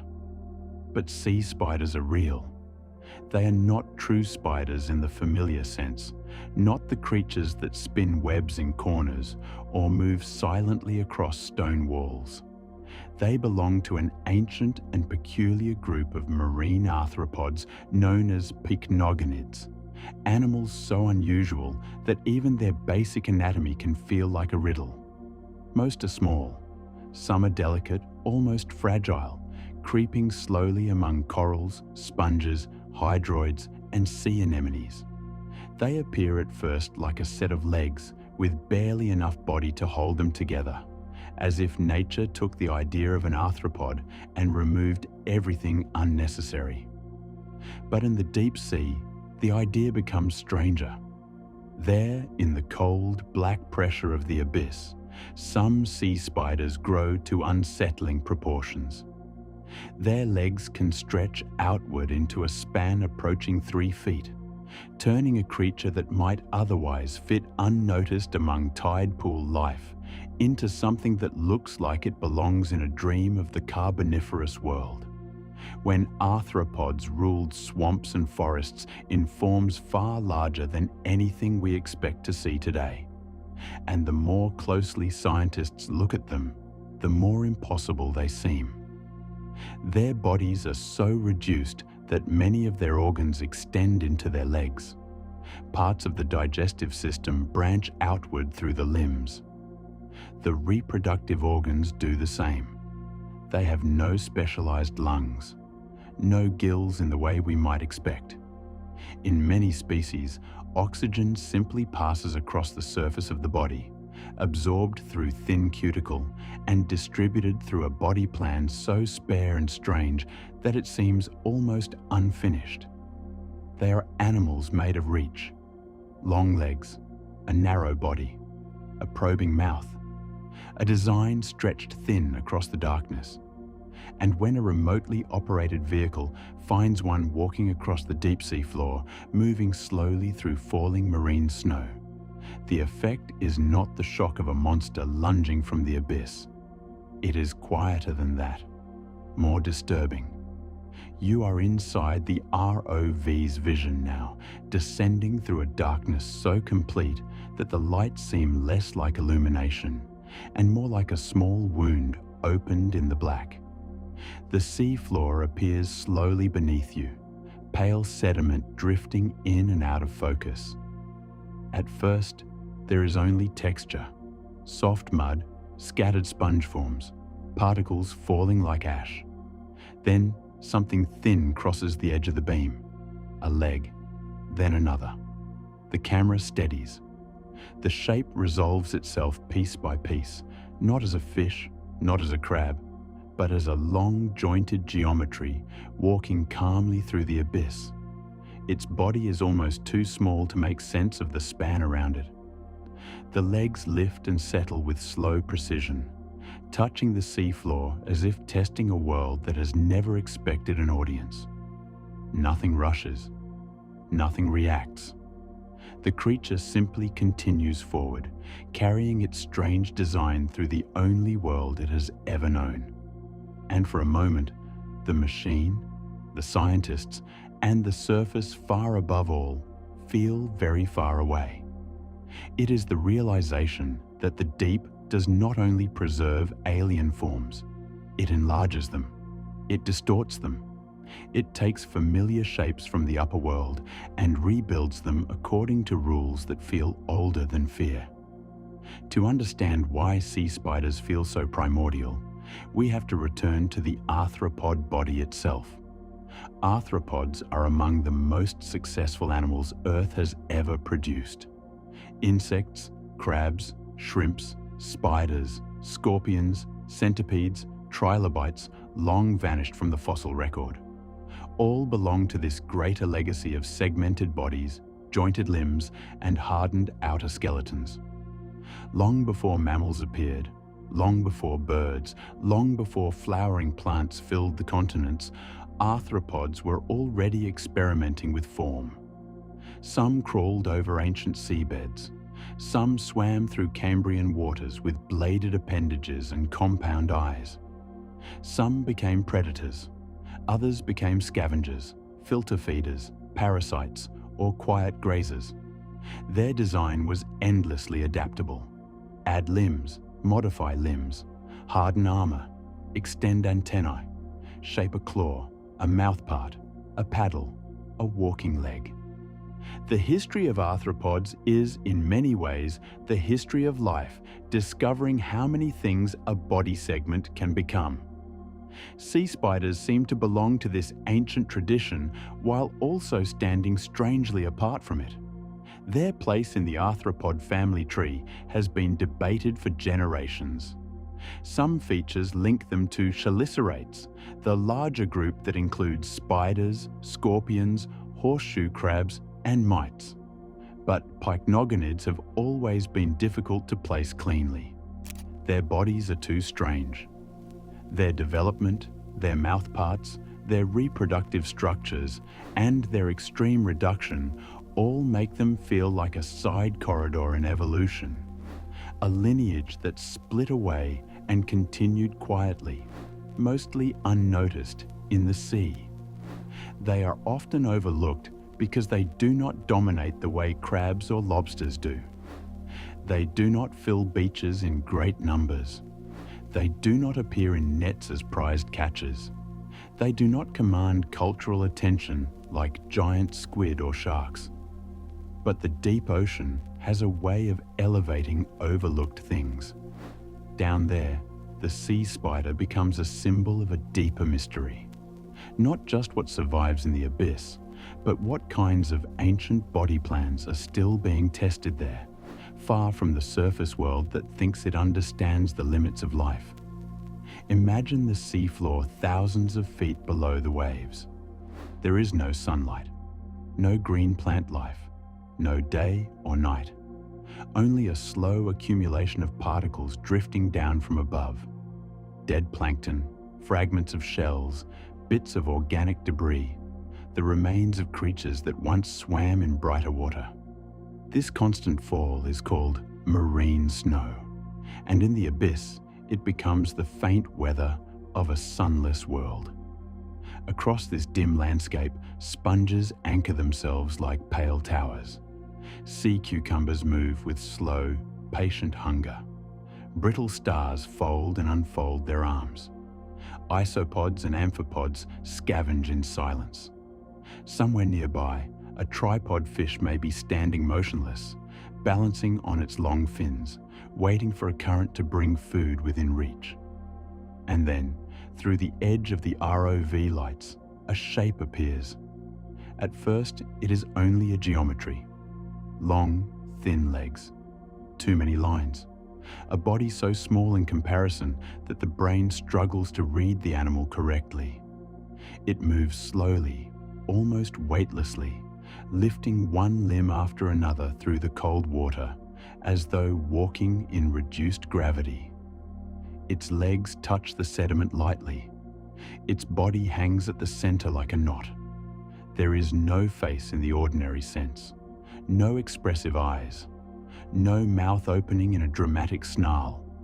Instead, many sea spiders have a proboscis, a tube-like feeding structure that extends from the front of the body. With it, they can pierce or suck fluids from soft-bodied animals, such as anemones, hydroids, sponges, or bryozoans. Some feed gently, some are more parasitic, some graze, some scavenge. Their lives unfold in miniature acts of contact, probing, attaching, drawing nourishment from animals rooted to the same dark world. In shallow waters, this might be easy to dismiss as merely strange. But in the abyss, enlarged by cold and pressure, the image becomes almost prehistoric. A spider-like animal with organs in its legs, crossing a dark plain where sunlight has never touched the ground. There is a reason deep-sea gigantism fascinates people so deeply. It is not only that certain animals grow large in the deep. It is that the deep seems to permit sizes and proportions that feel out of place in the modern world. Giant isopods resemble enlarged woodlice, armored and pale, as though something from beneath a rotting log had been scaled up and lowered into the ocean. Japanese spider crabs, though not abyssal in the same way, stretch their legs into astonishing spans, turning the familiar crab body into something architectural. Amphipods in deep trenches can grow far larger than their shallow water relatives. And among sea spiders, the cold polar and deep sea forms reveal the same unsettling pattern. Small designs made vast, delicate bodies expanded into forms that seem barely possible. Scientists have proposed several explanations for this phenomenon. One involves temperature. Cold environments slow metabolism. In some animals, slower growth over longer lifespans may allow individuals to reach larger sizes. Another involves oxygen. Cold water can hold more dissolved oxygen than warm water, and for animals that rely on oxygen diffusing across body surfaces, that may make larger body size more achievable. Food availability, pressure, reduced predation, and the stability of deep environments may also play roles. But none of these explanations fully removes the unease, because the result is still a world where animals seem to defy proportion. A sea spider at the surface may look like a curiosity. A giant sea spider in the abyss looks like a surviving sketch from another era. And perhaps that is part of why they disturb us. They are not monstrous in the way popular imagination expects. They are not enormous jaws or flashing teeth. They are something quieter, an ancient design stretched to its limits, a reminder that evolution does not always refine life into elegance. Sometimes it reduces. Sometimes it exaggerates. Sometimes it takes the body apart and rearranges the remaining pieces until the animal becomes almost abstract. The sea spider's internal anatomy makes this even stranger. In most animals, the body is the main chamber. The limbs are extensions, tools, supports, engines of movement. But in many sea spiders, the central body is so narrow that there is simply not enough room for everything. The gut branches into the legs. Reproductive tissues extend into the legs as well. In some species, even the circulation of oxygen is aided by the movement of the gut, because the heart is reduced and the body plan is unlike the systems we are used to seeing. In a sense, the legs are not just legs. They are corridors. They are extensions of the animal's internal world. This makes the sea spider feel less like a creature wearing limbs and more like a body dispersed through a frame. Its life is distributed outward along thin, articulated pathways into the very structures that carry it across the seafloor. And then there is the way they reproduce. In many sea spider species, the male carries the eggs. After mating, the female transfers eggs to the male, who gathers them onto specialized appendages called oviges. He carries them, tends them, and protects them until they hatch. In a world where so much life seems cold and indifferent, this small detail is unexpectedly intimate. A delicate animal moving through the darkness with its next generation bundled beneath it. But even this tenderness feels strange in the deep. Picture it beneath the ROV lights. A long-legged male sea spider moving slowly over sponge and sediment. Clusters of eggs held close on appendages beneath the body.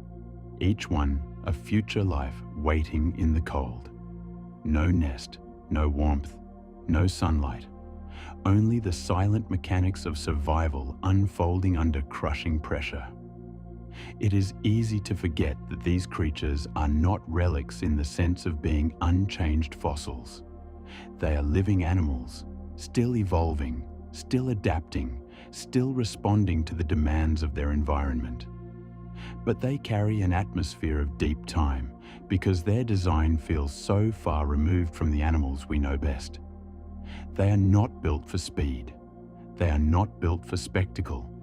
They are built for contact, endurance, and the slow occupation of difficult spaces. The abyss favors such things. On land, life often announces itself.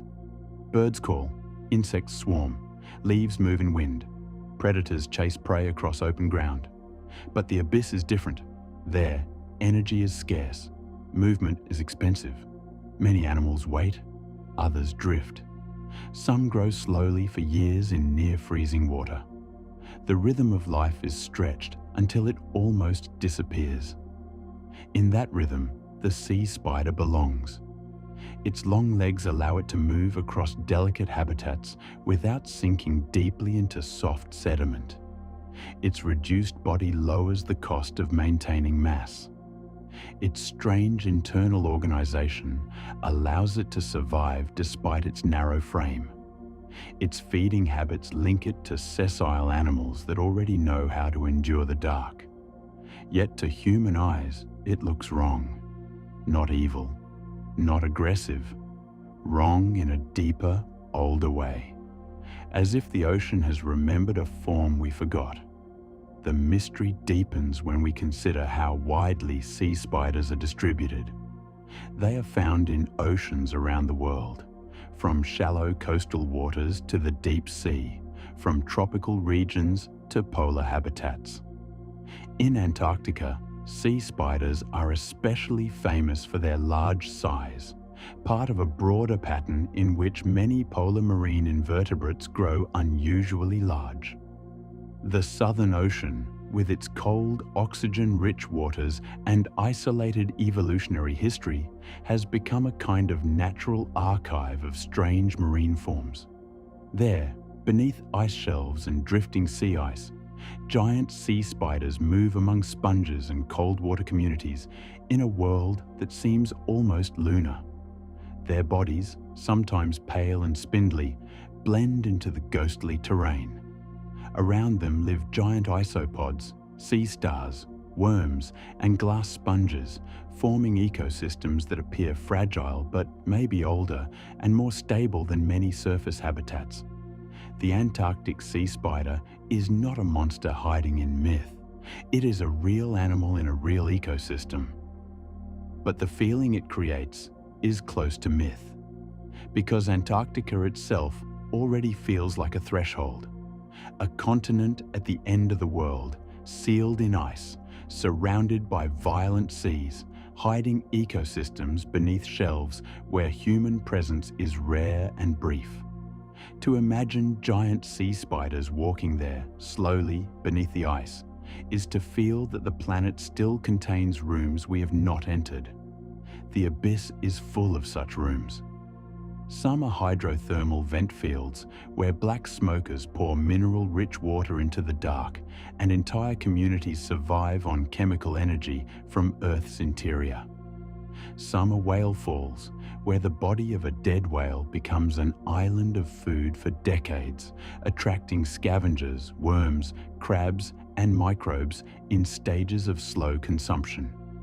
Some are cold seeps, where methane and sulfide seep from the seafloor and feed communities that seem almost independent of the sun. Arthropods appear in many of these places. Crabs gather around vents. Shrimp crowd near hydrothermal chimneys. Amphipods swarm carcasses. Isopods patrol the sediment. Barnacles, copepods, ostracods, and other crustaceans fill niches so small and specific that most people will never hear their names. Together, they reveal something important. The abyss is not empty. It is articulated. It is jointed. It is full of armored, segmented, many-legged life. And that may be one reason arthropods seem so well suited to horror and wonder alike. Their bodies are modular. Their limbs multiply. Their shells reflect light in ways that can look mechanical. They are living animals, but they often appear almost constructed. In the deep sea, where the environment is already alien, this mechanical quality becomes more pronounced. A crab in ROV lights can look like a machine built by the seafloor. A giant isopod can look like a fossil that started moving again. A sea spider can look like a diagram of life reduced to its barest lines. For scientists, these animals are not supernatural. They are evolutionary solutions. But mystery does not always mean magic. Sometimes mystery is simply the feeling that reality has become stranger than imagination. The deep sea does this constantly. It takes the categories we use on land and softens them. Plant-like animals, fish that stand, eels with mouths larger than their bodies, sharks older than empires, transparent creatures with visible organs, worms that live on bones, crustaceans that resemble prehistoric armor, spiders that are not quite spiders, walking through a world where there are no webs, no trees, no air, and no day. The abyss does not break nature's rules. It reveals rules we rarely see. And sea spiders reveal one of the strangest, that a body does not need to look complete in order to work. It only needs to be suited to its world. Still, there are open questions. Why do some sea spider lineages grow so large while others remain tiny? How exactly do their strange circulatory and digestive systems limit or enable that size? How much does oxygen shape their evolution? How much does cold? How much of their apparent fragility is deceptive? And how many species remain unseen, crawling over seamounts, trenches, polar shelves, and abyssal plains that no camera has yet crossed? Every deep-sea expedition answers a few questions and raises many more. A vehicle descends. Its lights switch on. A small circle of seafloor appears out of endless dark.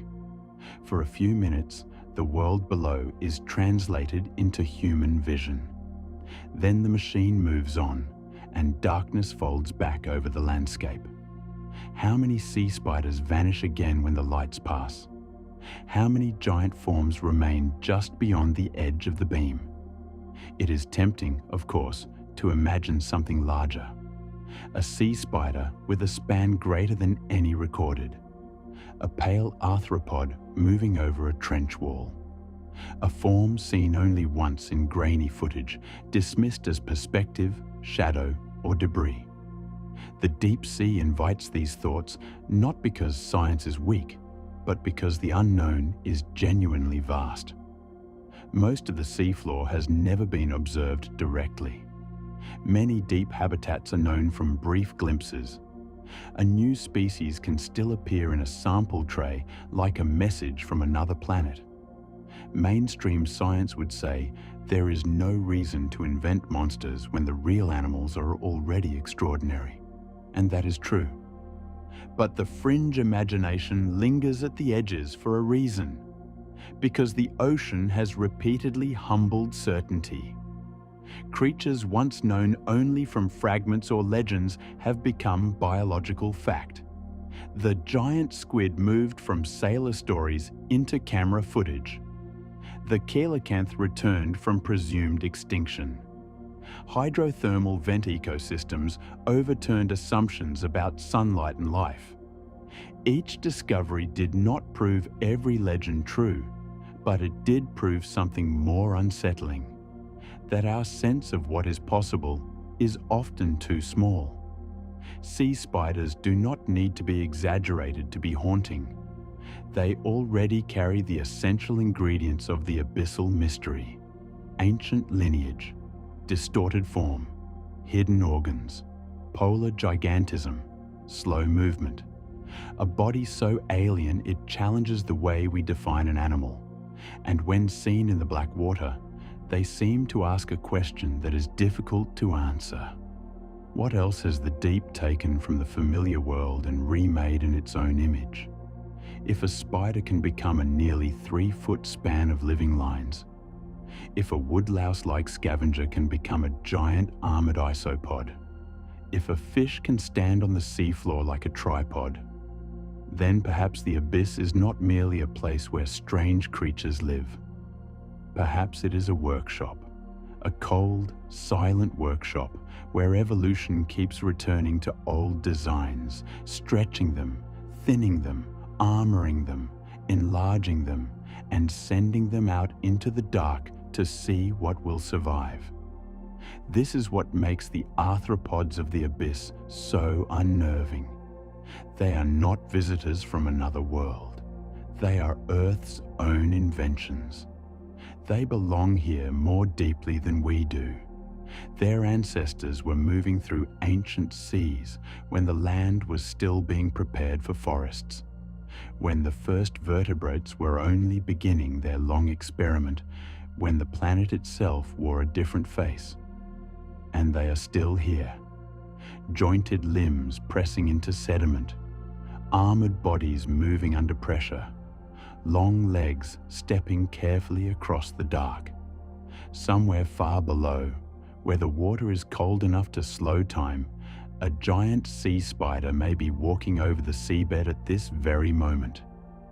Its body is small, its legs impossibly long, its organs branching outward through its limbs. It passes sponges that have never known sunlight. It crosses tracks left by animals no human has named. Above it, miles of black water rise toward a surface it will never see. For the sea spider, there is no mystery. There is only the next step, the next touch of the proboscis, the next slow movement through a world built for patience. The mystery belongs to us.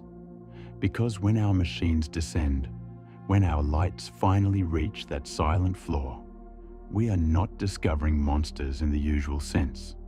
We are discovering survivors, animals shaped by ancient pressures, living by ancient rules, carrying within their bodies the memory of evolutionary roads we barely understand. And as the ROV drifts forward, its light catching one long leg, then another, the animal does not flee with panic. It does not perform for the camera. It simply continues, almost indifferent, across the dark. A small body at the center of a vast design. A spider that is not a spider. A living question walking slowly through the abyss. And when the lights move on and the seafloor disappears once more into blackness, the creature remains behind, still walking, still reaching, still carrying the shape of something ancient through a world we have only just begun to see.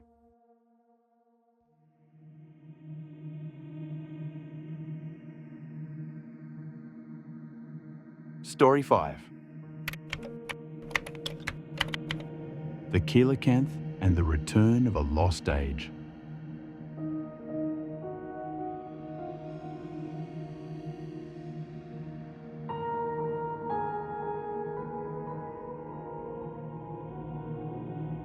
Not every ancient shape in the deep crawls across the seafloor on impossible legs. Some of them swim, and sometimes the ocean does not reveal its oldest secrets as fossils locked in stone, or bones sealed inside cliffs, or impressions pressed into ancient shale. Sometimes it delivers them quietly, on the deck of a fishing boat, still wet from the sea, still breathing, after the strange, spider-like forms of the abyss, after creatures that seem to stretch the body plan of life into something almost unreal, we now turn to an animal that carried an even older kind of shock. Not because it was enormous, not because it was monstrous, not because it attacked ships, haunted sailors, or rose from the depths in some violent display, but because it was supposed to be gone. For millions of years, it belonged to prehistory. Its kind was known from fossils, from ancient rock, from the deep archive of evolution itself. It had swum through oceans before the rise of flowering plants, before the age of mammals, before the first birds crossed the sky. It had lived in a world of armored fish, primitive forests, and continents arranged in strange, unfamiliar shapes. Then, according to the fossil record, it vanished. Scientists believed the Coelacanth had disappeared around the same time as the dinosaurs, swallowed by one of Earth's great extinctions and preserved only as a ghost in stone. And then, in 1938, one was found alive. The story begins far from the ancient seas where its ancestors first evolved. It begins in South Africa, in the coastal city of East London, on the edge of the Indian Ocean, where fishing boats returned each day carrying the ordinary harvest of the sea. On December 22, 1938, a trawler called the Narrated came into port after working the waters near the mouth of the Chalumna River. Among its catch were fish that would have looked familiar to anyone who worked the coast: sharks, rays, reef fish, the usual bodies of the living ocean dragged upward into sunlight. But mixed among them was something strange: a large, heavy fish, unlike the others. It was blue, almost metallic, with pale markings scattered across its body. Its scales were thick and armored, more like plates than ordinary fish skin. Its fins did not look delicate or flat, but fleshy, lobed, almost limb-like, extending from the body with a strange muscular weight. It was not beautiful in the usual sense. It looked old, not aged exactly, but ancient, as if it had risen not merely from deep water, but from deep time. At the East London Museum, a young curator named Marjorie Courtenay-Latimer had developed the habit of examining unusual catches brought in by local fishermen. It was a modest routine, part scientific curiosity, part persistence. Most days, nothing world-changing came from it. But on that December day, when she saw the strange blue fish among the trawler's catch, she immediately sensed that it was different. You are standing beside the catch in the heat of a South African summer, surrounded by the hard smells of salt, oil, fish, and sun-warmed wood. Around you, the ordinary work of the harbour continues, but your attention narrows to one body among many. It is heavy, blue, and strange, lying where it should not be, its pale markings scattered like faint stars across armoured skin. You look at the fins first because they seem wrong. They are not thin, fluttering shapes, but fleshy, muscular lobes reaching from the body with an almost impossible suggestion of limbs. You do not yet know its name with certainty. You do not yet know that this moment will disturb a piece of scientific history. All you know is that the fish in front of you does not fit. It feels older than the dock, older than the trawler, older than the human voices around you. And as you stare at it, the modern world seems to fall briefly silent. She later described it as the most beautiful fish she had ever seen. Yet beauty was not really the point. Its body seemed to resist easy classification. The heavy scales, the strange tail, the limb-like fins, the prehistoric armor of it. She had seen many fish before, but not one like this. There was a problem though. The heat was intense. The fish was beginning to decay. Courtenay Latimer tried to preserve it, but with limited resources and no immediate expert on hand, she had to make decisions quickly. The soft tissues could not be saved properly. The internal organs were lost. What remained was the skin, the skeleton, the shape. She sent a sketch to ichthyologist J.L.B. Smith, a chemistry lecturer and fish expert at Rhodes University. When Smith received the drawing, he understood what it might mean almost immediately. The fins, the tail, the proportions, the impossible familiarity of a fish that belonged, by all accepted understanding, to a vanished age. When Smith finally saw the preserved specimen, the realization settled in fully. This was a coelacanth, not a fossil, not an impression in rock, not a reconstruction in a museum drawer, a living coelacanth. It was eventually named Latimeria chalumnae, honoring Marjorie Courtenay Latimer and the Chalumna River region where the trawler had been fishing. But even the scientific name could not soften what the discovery represented. A creature thought extinct for roughly 66 million years had appeared in the modern world, not as a myth, not as a rumor, but as flesh. For paleontologists, the coelacanth had long occupied a strange and important place in the evolutionary story. It belonged to the lobe-finned fishes, a lineage whose fins are supported by fleshy, limb-like structures rather than the thin rays seen in most modern fish. This matters because lobe-finned fishes are part of the broader evolutionary neighborhood from which the first land vertebrates eventually emerged. The coelacanth was not a direct ancestor of humans, and it was not some missing link crawling halfway onto land.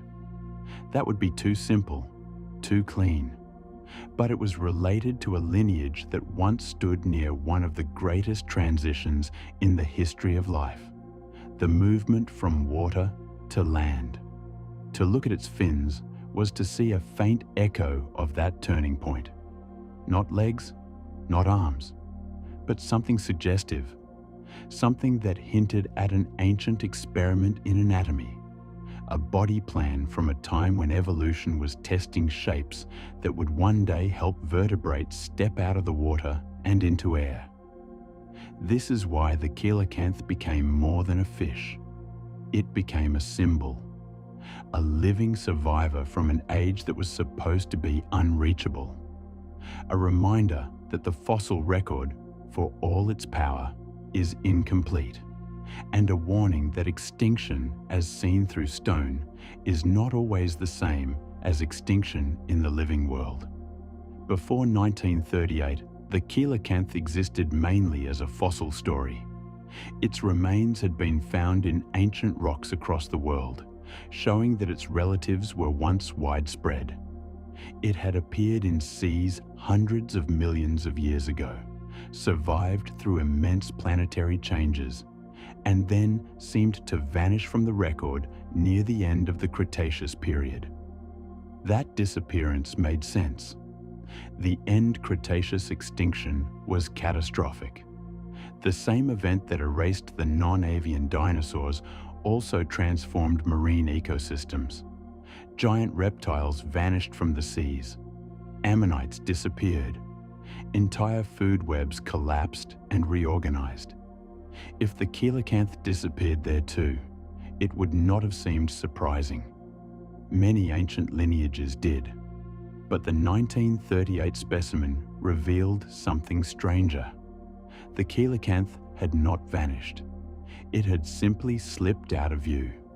For tens of millions of years, while mammals evolved, while birds diversified, while primates appeared, while early humans learned fire, language, tools, and memory, the coelacanth continued somewhere in the darkness.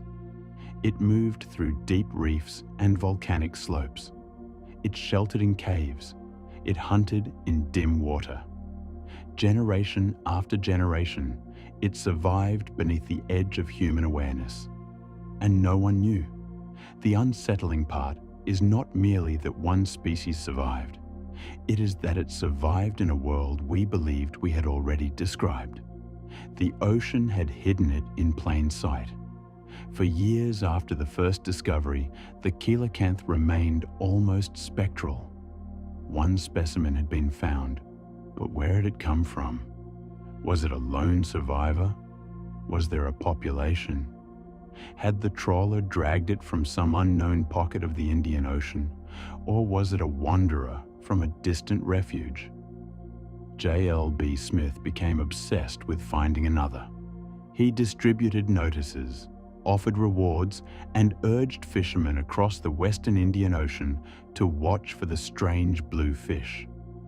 The search became almost legendary in itself. A scientist haunted by a creature that had appeared once, then vanished back into the sea as if it had never wanted to be found.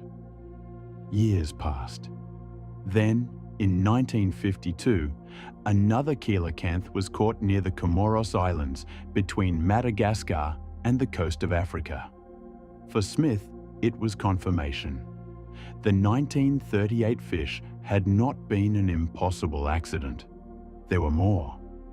A hidden population was living in deep waters around the volcanic islands of the Western Indian Ocean, known to some local fishermen, but unknown to modern science.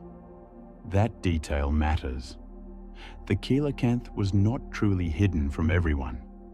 People in the region had encountered it before. Local knowledge, fishing experience, and the quiet familiarity of coastal communities had brushed against this ancient animal before the scientific world fully understood what it was. The mystery was not that the fish existed in some completely untouched realm. The mystery was that the modern scientific map had failed to hold it. It had been known and unknown at the same time. A living fossil in the most literal and misleading sense. Because the phrase living fossil is powerful, but imperfect. It can suggest that the coelacanth is unchanged, frozen in time, as if evolution stopped for it while the rest of life moved on. But that is not exactly true. Living coelacanths are not identical to their ancient relatives. They have continued evolving, adapting, surviving. They are not fossils that forgot to die. They are living animals with their own history. And yet, the phrase persists because it captures something emotionally true. When people see a coelacanth, they feel the collapse of distance between the present and the ancient world. They feel the deep past pressing against the glass of the modern age.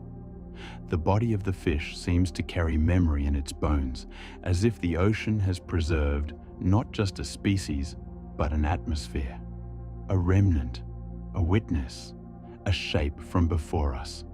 The more scientists learned about the coelacanth, the stranger it became.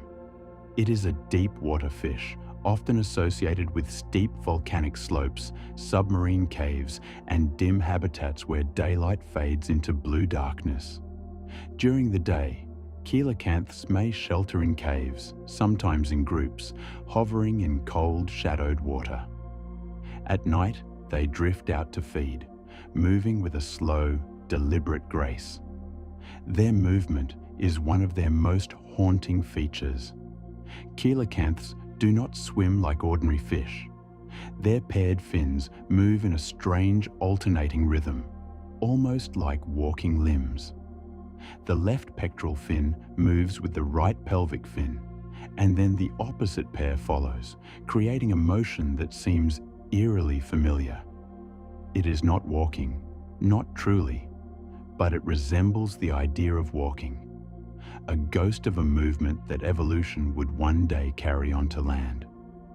Watching footage of a coelacanth in deep water feels less like watching a fish and more like watching an ancient mechanism still working.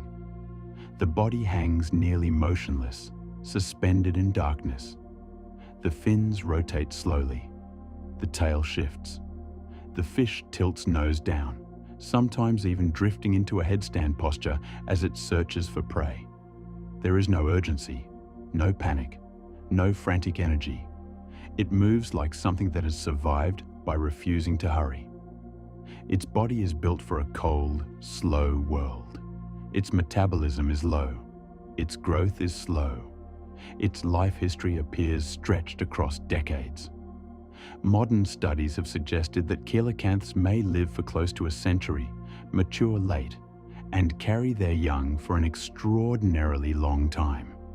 In a biological world often defined by speed, reproduction, and competition, the coelacanth seems almost geological. It belongs to a rhythm closer to stone than to surface life.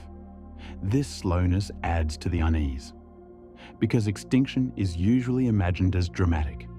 A meteor impact, a collapsing ecosystem, a final animal dying beneath a darkened sky. But the coelacanth suggests another possibility. Survival can also be quiet. So quiet that the world forgets you are there.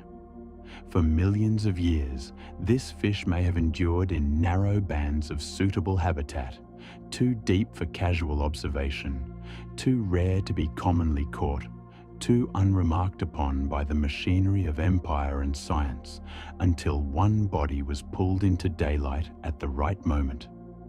Its world is not the abyssal plain of the giant sea spiders, but it is still a borderland. The coelacanth lives in depths often beyond ordinary diving, in places where steep rock faces descend into cold water and caves open like dark mouths in the slope. These caves are not the grand caverns of fantasy, but shadowed recesses in volcanic terrain, shelters against current, light, and predators. Imagine the entrance to one of these caves in the Indian Ocean. The water is blue at first, then darker, then almost black. The rock is rough and ancient, built by volcanic forces and worn by the sea. Small organisms cling to the stone. Particles drift in the water like dust in a cathedral. Outside, the slope drops away into depth. And inside, suspended in the gloom, a coelacanth waits. Its eyes reflect the faintest light. Its scales show pale markings like stars scattered across a night sky. Its fins turn slowly, not pushing forward so much as holding it in place. There is something almost ceremonial about it, as if the animal is not hiding, but keeping vigil. This is where the coelacanth becomes more than a biological discovery. It becomes a question about what the ocean is capable of preserving. On land, large animals are difficult to hide. Forests are cut. Mountains are crossed. Deserts are photographed from satellites. Even elusive creatures leave tracks, scat, bones, sounds, movement. Human presence presses everywhere. But the ocean is different. It is not a landscape we inhabit. It is a volume we barely enter. A three-dimensional wilderness where darkness, pressure, and depth can conceal not just individuals, but entire histories. A species can live below the reach of sunlight, along a cliff face no human has seen.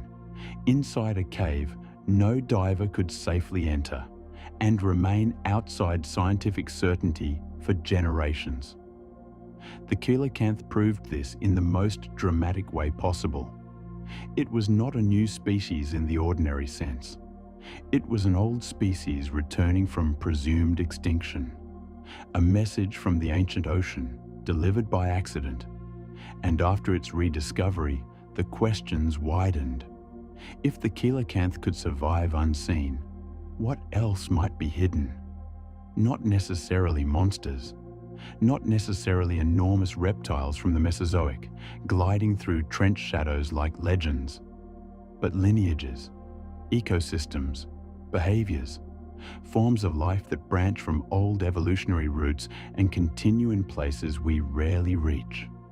The ocean does not need to hide a prehistoric beast the size of a ship to remain mysterious.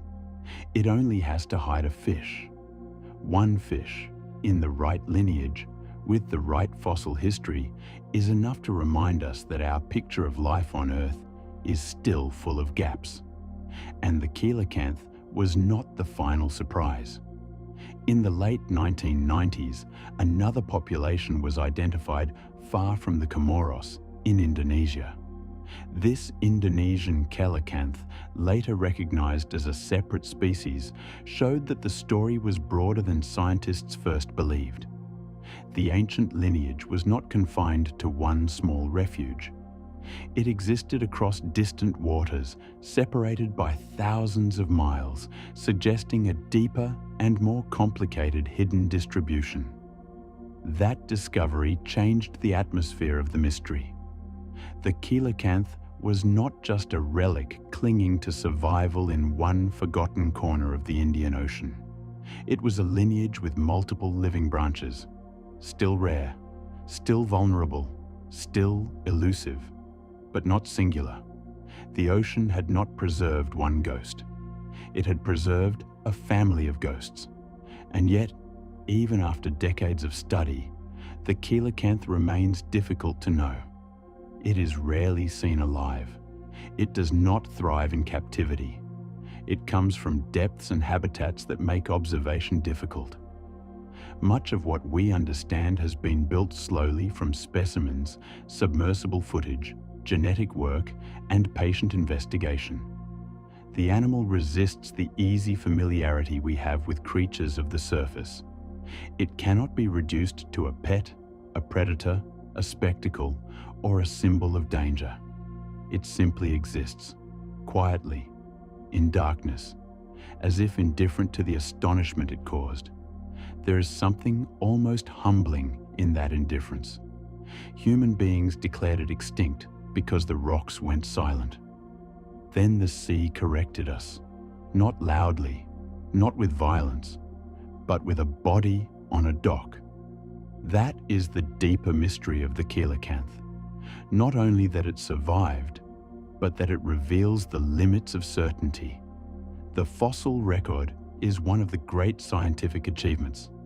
It allows us to reconstruct lost worlds, trace the rise and fall of lineages, and understand life across unimaginable spans of time. But it is not complete. Fossilization is rare. Discovery is uneven. Entire environments preserve poorly. Soft tissues vanish. Deep sea habitats are especially difficult to read in stone. Absence in the fossil record can mean extinction, but sometimes it means silence, a silence mistaken for an ending. The coelacanth lived inside that silence for tens of millions of years. And this raises an uncomfortable thought. How many endings in natural history are really just places where evidence stopped reaching us? How many vanished forms were truly gone? How many were simply beyond the range of our tools, our assumptions, our nets, our eyes? Most will not return.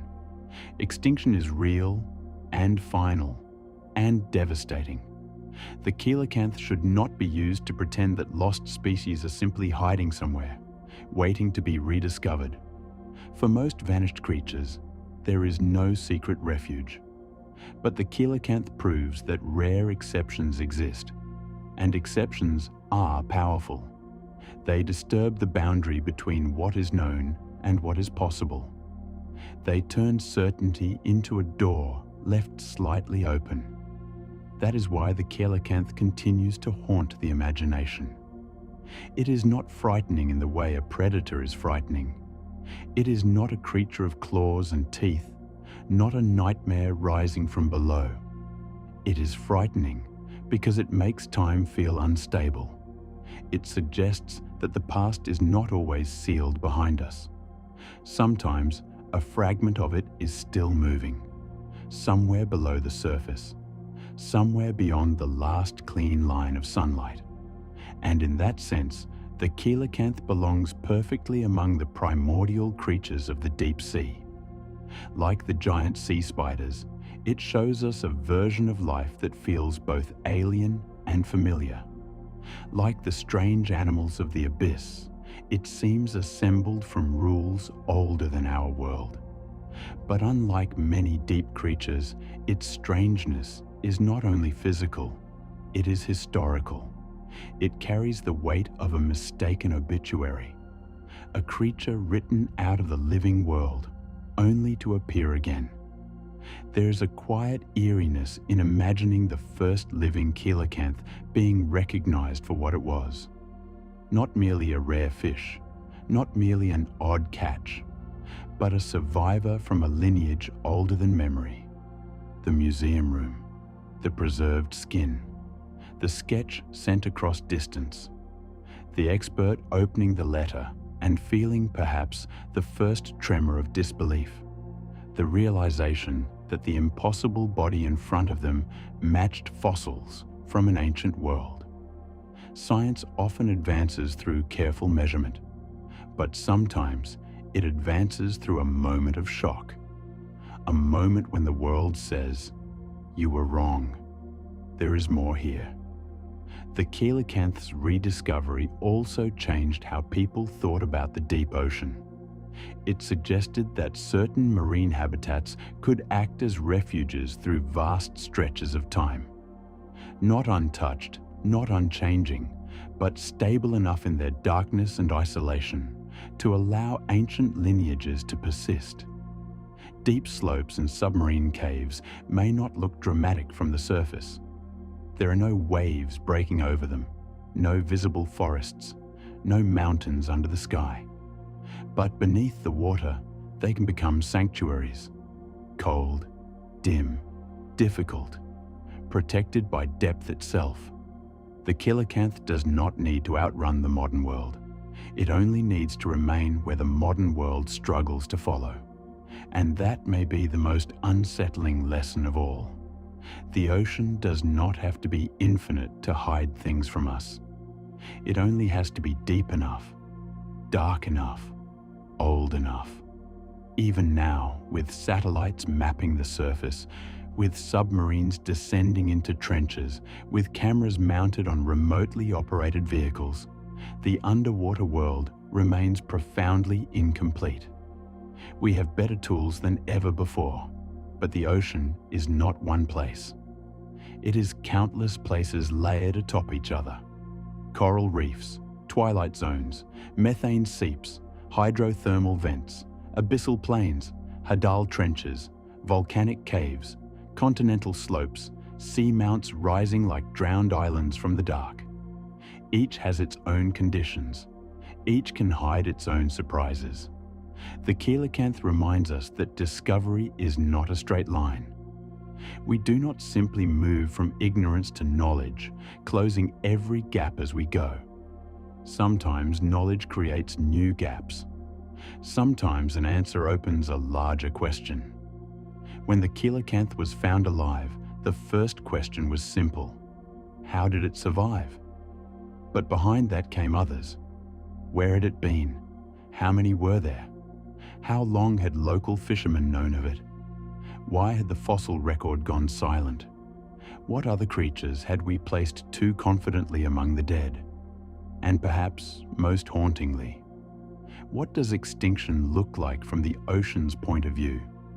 Because from the surface, extinction is a conclusion, a line in a book, a date beside a species name.